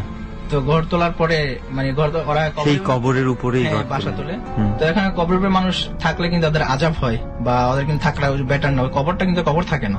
তখন তারা নাকি কি করতো, ওই মুরব্বী 2জন, পুরুষ এবং মহিলা, প্রায় মানে রাত্রে কার মানে সাথে দেখা যাদের দিত। যাদের কবর ছিল। হ্যাঁ হ্যাঁ, তারা নাকি দেখা দিত মানুষের সাথে, ওই বাড়ির আশেপাশে মানুষের সাথে নাকি দেখা দিত। আচ্ছা আচ্ছা আচ্ছা, ওই যারা ঘর তুলেছে তাদের সাথে দেখা দিত না? তারা বাসায় থাকে না, তারা আচ্ছা। বাসায় তুলছে কিন্তু বাসায় শুধু থাকে না। ঘরটাই হ্যাঁ, তুলেছে। ঘর তুলে রেখেছে। ওকে।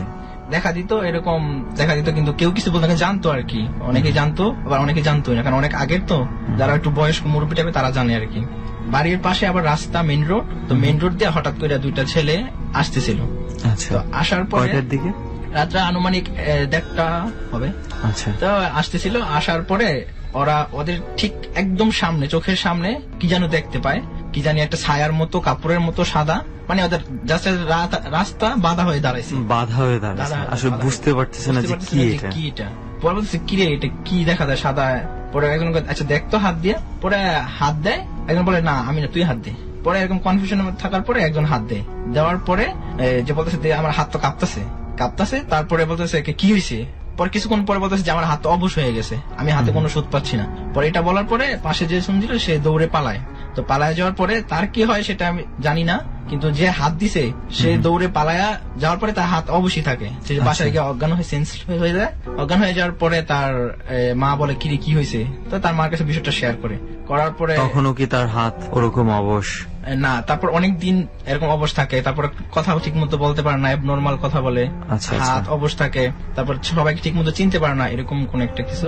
পরে তাকে ফুজুর টুজুর এনে সুস্থ করে, পরে তার কাছে সে বলছে আর কি, যে যখন সুস্থ হয় তারপরে বলছে যে এরকম এরকম করছে, যে রাতের বেলা তারা এই জিনিসটা করতে গিয়ে এরকম হয়েছে। এই ধরনের ঘটনা ঘটে। ওকে, মানে এই ঘটনাটা কিছুটা আমার কাছে একটু ইন্টারেস্টিং মনে হয়েছিল। আমার মনে হয় সেই ঘরটা কি এখনো আছে, যেই ঘরটা কবরের উপর তোলা জি, হয়েছে, সেই ঘরটা এখনো সেই আছে। ঘরে কি এখন কোনো মানুষ না, থাকে? মানুষ থাকে না। এখনো মানুষ মানুষ থাকে? থাকে না। আসলে আমার খুব বেশি জানার ইচ্ছে ছিল যে ওই ঘরে যদি কোনো মানুষ থাকতো তাহলে কি ঘটতো, এবং সেই যে কবরে যারা থাকে তারা তাদের কাছে কি রূপে দেখা দিত। যাই হোক, এখন কেউ যেহেতু আর থাকে না সেখানে, তো সেটা তো সম্ভব হচ্ছে না। তো অনেক ধন্যবাদ, আপনি আমাদেরকে এই ঘটনাগুলো আমাদের জার্নিতে এসে শুনিয়েছেন এবং সবার সাথে শেয়ার করেছেন, সেজন্য। ওকে, আরো একজন অতিথি আছে এই মুহূর্তে আমাদের সঙ্গে, আর এতক্ষণ ধরে তো আমরা একটার পর একটা ঘটনা শুনছি। চল রেহান, আমরা পরবর্তীতে যে অপেক্ষা করছি একটু তার কাছে চলে যাই। হ্যালো ভাইয়া, কেমন আছেন? জি ভাইয়া, ভালো আছি। প্রথমে একটু আপনার পরিচয়টা জানি, কোথায় থাকেন, কি করেন, কি নাম? আমার নাম অনিক, আমি নারায়ণগঞ্জে থাকি, সরকারি তোলারাম কলেজের থেকে এবার আমি এইচএসসি পরীক্ষা দিচ্ছি। ওকে, তো অনেক ভাই, টিমের কাছে আমরা যেটা শুনেছিলাম, বেশ কয়েকটা ঘটনার কথা শুনেছিলাম, তো একটা ঘটনা খুব সম্ভবত আপনার খালা রিলেটেড কোন একটা ঘটনা ছিল। হ্যাঁ, সো আমরা এই ঘটনাটা একটু প্রথমে শুনতে চাই। সেই ঘটনাটা একটু শুরু থেকে আমাদেরকে বলেন, কবে ঘটেছিল ঘটনাটা, কত বছর আগে? ঘটনাটা প্রায় 1997 কি 96 দিকে ঘটছে। আচ্ছা আচ্ছা, এটা কোথায়, নারায়ণগঞ্জে ঘটেছে? না, এটা আর কি আমাদের খালার বাসা হইতেছে নদীর ওই পার, কাঁচপুর নামক একটা জায়গা। আচ্ছা আচ্ছা, কাঁচপুর ওইদিকে। হ্যাঁ, ওকে। তো আমার খালাতো বোন যে ছিল, হুম। ওর বয়স ছিল প্রায় 13 থেকে 14 বছর। আচ্ছা। ওর কিডনিতে প্রবলেম হওয়ার কারণে ওকে ঢাকা হাসপাতালে ভর্তি করানো হয়েছিল। হুম। যখন তাকে ভর্তি করানো হয়েছিল তখন অবস্থা খুব খারাপ ছিল। আচ্ছা। আমার আম্মু এবং আমার খালা তারা হাসপাতালে ছিল, এন্ড হঠাৎ করে আর কি ডাক্তার এসে বলতেছে যে আমার বোনের নাম ছিল সোনিয়া, তো বললো যে সোনিয়া মারা গেছে। তখন আমার খালা এবং আমার আম্মা সবাই তো আর কি কান্নাকাটি শুরু করে দিছে। মানে তার অবস্থা কি আগে থেকে খুব খারাপ অবস্থা ছিল। আচ্ছা। তো যখন মারা যাওয়ার সংবাদটা পাইছে তখন হাসপাতালে শুধু আমার আম্মু এবং আমার খালা ছিল, আচ্ছা, আর কেউ ছিল না। যখন ডাক্তার এসে বলছে কথা, তখন তো তারা সবাই কান্নাকাটি করতেছে। আর আমার আম্মু খুব সাহসী একটা মানুষ, সে আর কি বলতেছে যে আমাদের মেয়ে মারা গেছে, আমরা এখানে আর এটা রাখবো না, আমরা বাসায় নিয়ে যাবো। আচ্ছা। কারণ আমার আম্মু মনে মনে চিন্তা করতেছে যদি আর কি লাশ কাটাছেড়া করে আর কি পোস্টমর্টমের একটা ব্যাপার আছে, এটা যদি করে তাহলে আমার আম্মু সেই জন্য আর কি রাখতে চাইতেছে না। কিন্তু সাধারণত তো এইভাবে কোনো মানে রোগে যদি মৃত্যু হয় তো পোস্টমর্টেম করার কথা না। না, আমার আম্মু আর কি এটা থিঙ্ক করতেছে আচ্ছা আচ্ছা, যদি করে। ওকে, মানে এই ধরনের ওনাদের একটা ভয় আর কি কাজ করছিল, সো ওনারা চাচ্ছেন আর কোনোভাবেই হাসপাতালে রাখার জন্য। জি, ওকে। তারা আর কি হাসপাতাল যত কাজ ছিল তারা সব কমপ্লিট করে একটা সাদা একটা কাপড়ে মুড়িয়ে আর কি আমার বোনের লাশটাকে নিয়ে নিচে নামছে। আচ্ছা। তো সেদিন ছিল রাত্রে প্রায় 12টার দিকে, বৃষ্টি ছিল রাস্তায়, একটা গাড়িও পাইতেছিল না। তো তারা একটা বেবি ট্যাক্সি পাইছে। দেন তারা ওই কাজপুর যাওয়ার জন্য তাকে রিকোয়েস্ট করছে। ফার্স্টে সে রাজি হয় নাই। ঢাকা থেকে তো কাজপুরের দূরত্ব খুব বেশি একটা না। খুব বেশি না। ওকে। ফার্স্টে একটা লাশ নিয়ে সে যাইতে রাজি হয় নাই। দেন তাকে অনেক রিকোয়েস্ট করার পরে সে রাজি হয়েছে। আচ্ছা। এবং সে বলছে যে আমি যাব, বাট আপনারা পেছনে বসে যত ধরনের আর কি দোয়া আছে সব দোয়া পড়বেন, যেহেতু একটা লাশ আছে সাথে। দেন হ্যাঁ, তো কথা মতো রাজি হইলো, তো উঠলো। ওঠার পরে যখন বেবি ট্যাক্সিতে তারা যাইতেছে 5 মিনিটের রাস্তা, যেমন মনে হইতেছে তারা আধা ঘন্টা 1 ঘন্টা এমন টাইম লাগতেছে। আচ্ছা। তো আবার বেবি ট্যাক্সি কিন্তু সচরাচর 2 পাশ দিয়ে ফাঁকা থাকে। তো আমার আম্মু এবং আন্টি বসছে তাদের কোলে, দুজনের কোলে আর কি আমার বোনের লাশটা। তো আমার আম্মু আমার আন্টিকে বলতেছে, আপা আপনি ওকে টানতেছেন কেন? তো আমার আন্টি আবার বলতেছে, আমি কই টানি, তুই তো আবার ওইখান দিয়ে টানতেছিস। যে বেবি ট্যাক্সির চালক ছিল সে আমার আন্টিকে বললো যে আপনার আপা কথা কম বলে দোয়া পড়তে থাকেন। দেন তারা দোয়া পড়তে পড়তে নদীর পার গেল, যে শীতলক্ষা নদীটা আছে, নদীর পার গেছে। তো এত রাত্রে প্রায় একটা নৌকাও পায় নাই। তো নৌকা ওখানে তো আমরা কাজপুরে জানি যে ব্রিজই তো আছে, ব্রিজেই তো পার হয়ে যায় আর কি। তাদের বাসা থেকে আর কি ব্রিজে যাওয়াটা অনেক ঘুরতে হয়, আচ্ছা, অনেক মানে সময় লাগে। আমরা কাজপুর বলতে যেই ব্রিজটার কথা বলছি সেখান থেকে অনেক দূরে। অনেক দূরে, জি। আচ্ছা। নদী দিয়ে পার হলে, নদী পার হওয়ার 5 মিনিটের মধ্যেই তারা পৌঁছে যেতে পারে।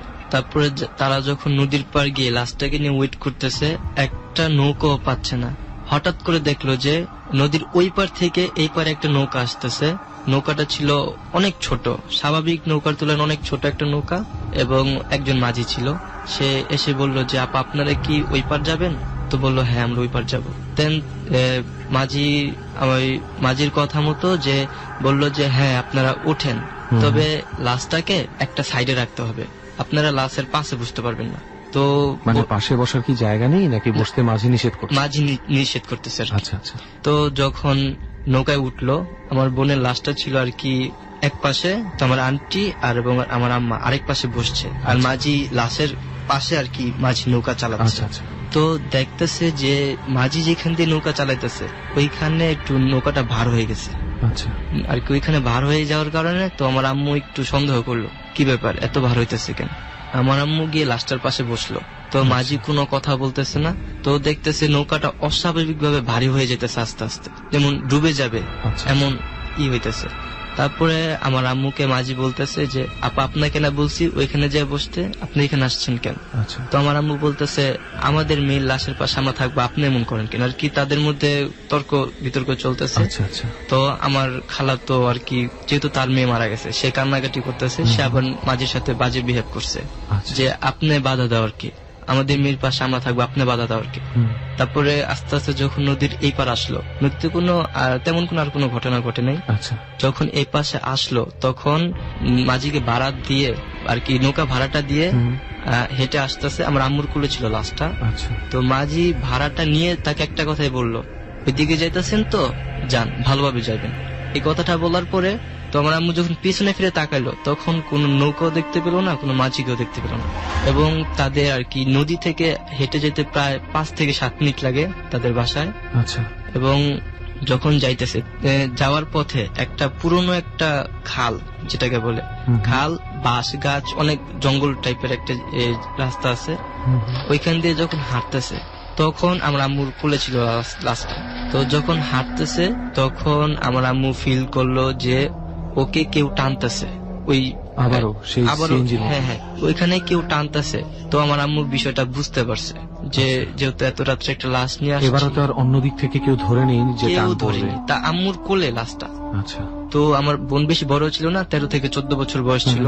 তো হাঁটতেছে তখন দেখতেছে যে আরো টানতেছে। তো আমার আম্মুর পা চলতেছে না, কি সে হাঁটার জন্য দ্রুত হাঁটার জন্য চেষ্টা করতেছে, বাট পা চলতেছে না। তো আমার খালা বলল যে তাড়াতাড়ি হাঁট, বাসায় তো যেতে হবে। তো আমার আম্মু বলতেছে আমি হাঁটার জন্য চেষ্টা করতেছি বাট পারতেছি না, সেই জন্য আমাকে আর কি পেছন দিয়ে ধরে রাখছে, হ্যাঁ টেনে ধরে রাখছে। আমার খালা আবার দোয়া পড়লো, দোয়া পরে আমার আম্মুর গায়ে ফু দিল, ফু দেওয়ার পরে সবকিছু কি স্বাভাবিক হয়ে গেল। আচ্ছা, আবার উনি হাঁটতে পারলেন? হ্যাঁ, আবার হাঁটতে পারলেন। যখন বাসায় আসছে, বাসায় আসার পরে লাশটাকে রাখছে, তো সব আত্মীয় স্বজন যারা ছিল তারা সবাই আসছে, দাফনের ব্যবস্থা করে পরের দিন তাকে মাটি দেওয়া হয়েছে। বাসায় আসার পরে লাশটা নিয়ে আর কোনো ঝামেলা না, বাসা আসার পর আর কোনো ঝামেলা হয়নি। আর ওই যে মাছি লাশটাকে নিজের কাছে রাখতে চাচ্ছিল, হ্যাঁ। সে কি লাশটাতে কোনো রকম কোনো আঘাত করেছিল কোনোভাবে? আর কি সে নৌকা চালাচ্ছে, বাট তার খেয়ালটা ছিল লাশের দিকে, এক নজরে সে লাশের দিকে তাকিয়েছিল। ওকে, যেটা হচ্ছে একদম অস্বাভাবিক একটা বিষয়, এটা কখনোই স্বাভাবিক হওয়ার কথা না। এবং নৌকাটা গায়েব হয়ে যাওয়া হঠাৎ করে মাঝি সহ। কিন্তু আমি এখানে একটা দৃশ্যপটটা বলে রাখি যে আপনি বলেছেন যে কাঁচপুর এলাকার এদিকে ঘটনাটা ঘটেছে। জি। আমি নিজে একটু কনফিউশনে পড়ে গিয়েছিলাম, কারণ কাঁচপুর জায়গাটা বলতে মোটামুটি আমার ধারণা যে অনেকের চোখে যেই জায়গাটার কথা ভেসে উঠবে, খুবই কর্মব্যস্ত, খুবই ব্যস্ত একটা এরিয়া, মানে ঢাকা শহর থেকে বের হওয়ার যে রাস্তা রয়েছে, তো এটা হচ্ছে মূল একটা রাস্তা। মানে এখানে হয়তোবা তুই রাত 2টা-3টা কখনো এই জায়গাটা নীরবই হয় না, এবং ব্রিজ আছে, সেখান দিয়ে সহজে বেবি ট্যাক্সি দিয়ে ব্রিজ দিয়ে পার হওয়া যেত নদীর অপর পারে। কিন্তু একটা জায়গায় এসে আমি একটু আপনার কথাটা বিশ্বাস করতে পারলাম, সেটা হচ্ছে যে ব্রিজ থেকে আপনি যেই জায়গাটার কথা বলছেন, ব্রিজ থেকে অনেকটা দূরে, প্রায় 15 বছর আগের কথা ব্রিজ বলছেন। থেকে কতটা দূর বলতে, আদবজি যে জুট মিলটা আছে, জুট মিলের পাশে কিন্তু নদী আর কি নৌকা ঘাট আছে একটা, আচ্ছা, ওইখান দিয়ে পারাপার হয়েছে। সেটা কি এখনো ওই অবস্থাতেই আছে? হ্যাঁ, এখনো ওই অবস্থাতে আছে। এখনো কি আছে নৌকা ঘাটা ওখানে? হ্যাঁ, নৌকা ঘাট এখনো আছে, বাট তখন তো আর কি বৈঠা দিয়ে নৌকা চালাতো, এখন ইঞ্জিন নৌকা সিস্টেম আছে। আচ্ছা আচ্ছা আচ্ছা। ওকে, অলরাইট। সো আরেকটা ঘটনা বোধহয় আপনার আছে, আপনার আম্মুর সাথে ঘটে যাওয়া, আমরা ডর টিমের কাছ থেকে যতটুকু শুনেছি। জি, আমার আম্মুর সঙ্গে আরেকটা ঘটনা আছে, একটু শুনি আমরা। এটা প্রথমে জানতে চাই, এটা কখন কোথায় ঘটে? এটা এক্স্যাক্টলি কত সালে ঘটছে সেটা আমার মনে নেই, আমার তবে খেয়াল নেই, আচ্ছা। হ্যাঁ, আমার আম্মুর বিয়ের আগে। ওকে ওকে, এটা মানে কোথায়? অনেক আগে। এটা কোথায় আর ঘটনাটা? কি নারায়ণগঞ্জ জেলার কি দিলপাড়া নামক একটা গ্রাম আছে, ওইখানে। আচ্ছা আচ্ছা। তো আমার আম্মু একদিন রাত্রে আমার আম্মুর ফুফাতো বোনের সঙ্গে রাত্রে ঘুমানোর জন্য তার বাসায় যাচ্ছে। আচ্ছা। আমাদের যে আমার আম্মু যাওয়ার পথে আর কি একটা বাসা আছে, একটা বাড়ি আছে, যে ওই কত রাতে ভাইয়া? সরি, রাতটা ছিল প্রায় 11:30। আচ্ছা আচ্ছা। এত রাত্রে উনি একলা যাচ্ছিলেন? হ্যাঁ, আমার আম্মু খুব সাহসী ছিলেন। আচ্ছা। তো রাত্রে ডিনার শেষ করে তো তার সঙ্গে ঘুমানোর জন্য যাচ্ছে।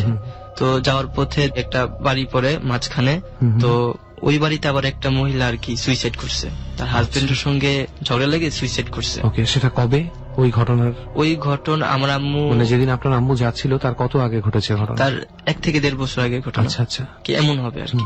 তো আম্মু যখন যাচ্ছে তখন দেখতে পেল যে ওই মহিলা ঠিক যেভাবে যে স্টাইলে শাড়ি পরতো, চুলগুলো বড় বড় ছিল, মাথা সবসময় ঘুমটা থাকতো, তো ঠিক সেই মহিলাটাকে আম্মু দেখতে পেল যে মাটি থেকে একটু উপরে ভেসে ভেসে মহিলাটা হাঁটতেছে। আমার আম্মু দূর থেকে এটা দেখে একদম এটা হয়ে যায় না, আমার আম্মু আর কি এটা দেখে দাঁড়িয়ে গেল, যেটা আমি কি দেখলাম। আচ্ছা।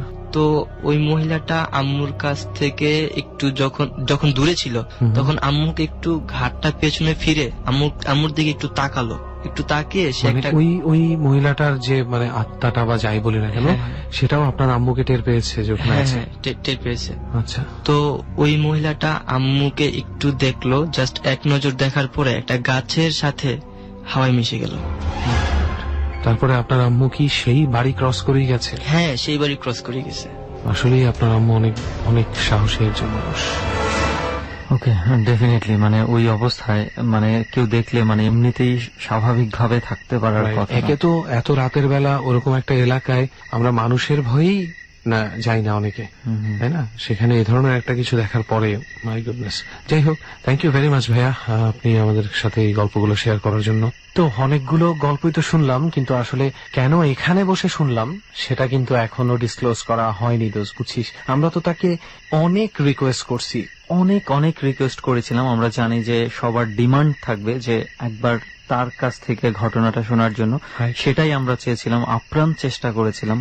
কিন্তু যেহেতু সে তার সেফটির কথা বলেছে, তো সেই ক্ষেত্রে আসলে আমাদের আর করার কিছুই থাকেনি। তো সেজন্য আমি আর রেহান আমরাই একটা রিস্ক নিয়েছি যে আদৌ কি ঘটে, আমরা নিজেরাই একটু দেখতে চাই আসলে কিছু ঘটে কিনা। তবে if I go to more detail, তাহলে এটা বলতে হয় যে এখানে যেখানে যে আমাদেরকে খবর দিয়েছে যে আর বাবা এখানে মারা গেছে, তার বাবাই শুধু নয়, তার থেকে 2-3 মাস আগে আরেকজন, এবং তার 2-3 মাস আগে আরেকজন, অর্থাৎ মোট 3 জন একই সময় অর্থাৎ সন্ধ্যা 6:30 থেকে 7টার মধ্যের সময়ের মধ্যে এই 3 জন এই একই রুমে ডিউটি করা অবস্থায় মৃত্যুবরণ করে।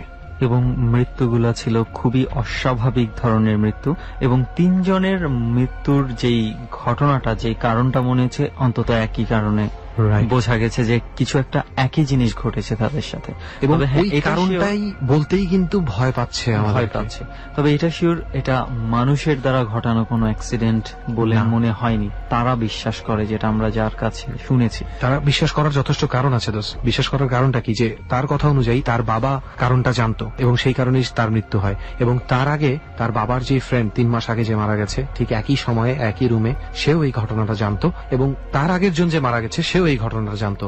সো দেখা যাচ্ছে যে ব্যাপারটা ঘটনাটাকে প্রকাশ করছে সে আর বেঁচে থাকছে না। তো সেই অবস্থায় এই ছেলেটা কেন প্রকাশ করবে? সেই জন্যই আমরা আসলে তাকে সামনে আনতে পারিনি। আসলে এটা আমাদের কাইন্ড অফ ব্যর্থতাই যে আমরা তাকে অনেক ইভেন একটু অবস্থাপন্ন মানুষ বলে আমরা তাকে ফাইন্যান্সিয়াল কিছু সাপোর্ট দেওয়ার কথাও চিন্তা করেছিলাম, সেটাতেও সে রাজি হয়নি, এতটা বেশি ভীত। আসলে জীবনের প্রশ্ন যেখানে, সেখানে আসলে ফাইন্যান্সিয়াল value নেই। বিষয়টা করা যায় না। কিন্তু একটা ঘটনা রেহান আমরা মনে হয় বলা উচিত, যেটা অবশ্যই। হচ্ছে যে খুব রিসেন্ট না, আবার খুব পুরনো না, একটা ঘটনা এই জায়গাটাকে ঘিরে ঘটেছে। প্রায় বছরখানেক আগে হয়তো বা ঘটনাটা ঘটেছে এখানে।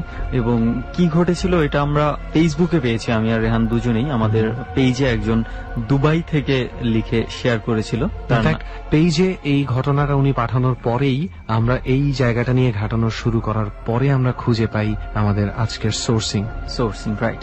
আর তার যে ঘটনাটা ছিল, সেই ঘটনাটা ছিল এরকম, সে একবার কোনো কারণে ঢাকায় এসেছিল, সে ঢাকার বাইরে থাকে, তো তারা গাড়ি নিয়ে এসেছিল।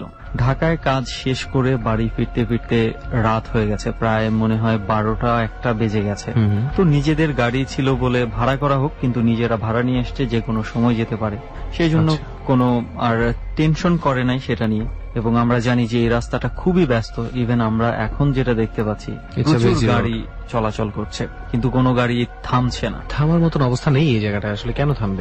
তো তারা যখন যাচ্ছিল, হঠাৎ কোনো একটা কারণে এই জায়গাটার কিছু দূর আগেই তাদের হঠাৎ গাড়ির ব্রেক ফেল হয়ে যায়। কোনোভাবেই চেষ্টা করে গাড়িটা থামাতেও পারছিল না, কিন্তু ঠিক এই জায়গাটাতে যখন আসে, সেই জায়গাটাতে এসে গাড়িটা হঠাৎ বন্ধ হয়ে যায়।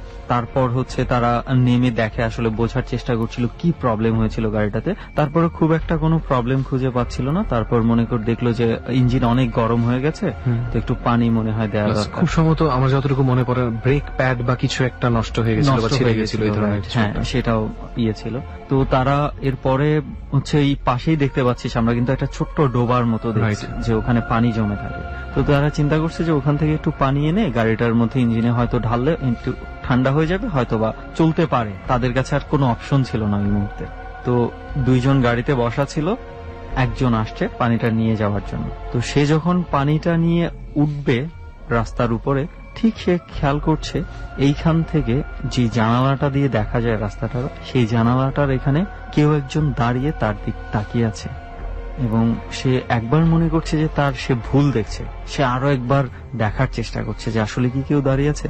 কিন্তু তখন দেখলো যে হঠাৎ যে গাড়িগুলো আসা যাওয়া করে, যে লাইটের ফোকাসটা পড়ে, একজন দাঁড়িয়ে আছে, সে কয়েকবার খেয়াল করেছে সেটা।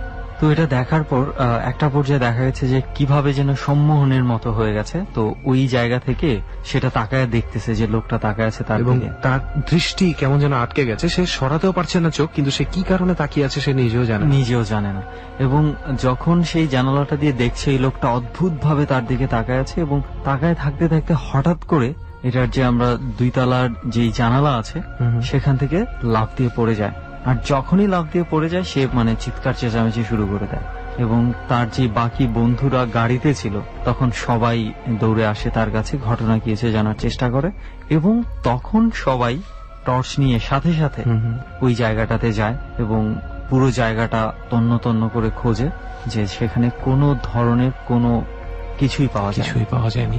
আসলে এটা আমাদের বন্ধুরা যারা শুনছে তাদের কাছে হয়তো বা খুব সিম্পল একটা স্টোরি মনে হতে পারে। এখানে আরেকটা ঘটনা একটু বলে রাখি, যেটা মিস করে গেছি। যেইখানে লাফ দিয়ে পড়েছে সেইখানে এমন কিছু জিনিস ছিল যে পরিত্যক্ত লোহা, ওখানে কোনো মানুষ যদি পড়ে একদম মানে শেষ হয়ে যাবে, তার মানে বাঁচার কোনো খুব চান্স বাজেভাবে রক্তাক্ত হওয়ার কথা এবং তার ভেতরে 3-4-5টা রডের টুকরা ঢুকে যাওয়ার কথা, ঢুকে এমন যাওয়ার ভাবেই কথা। আছে।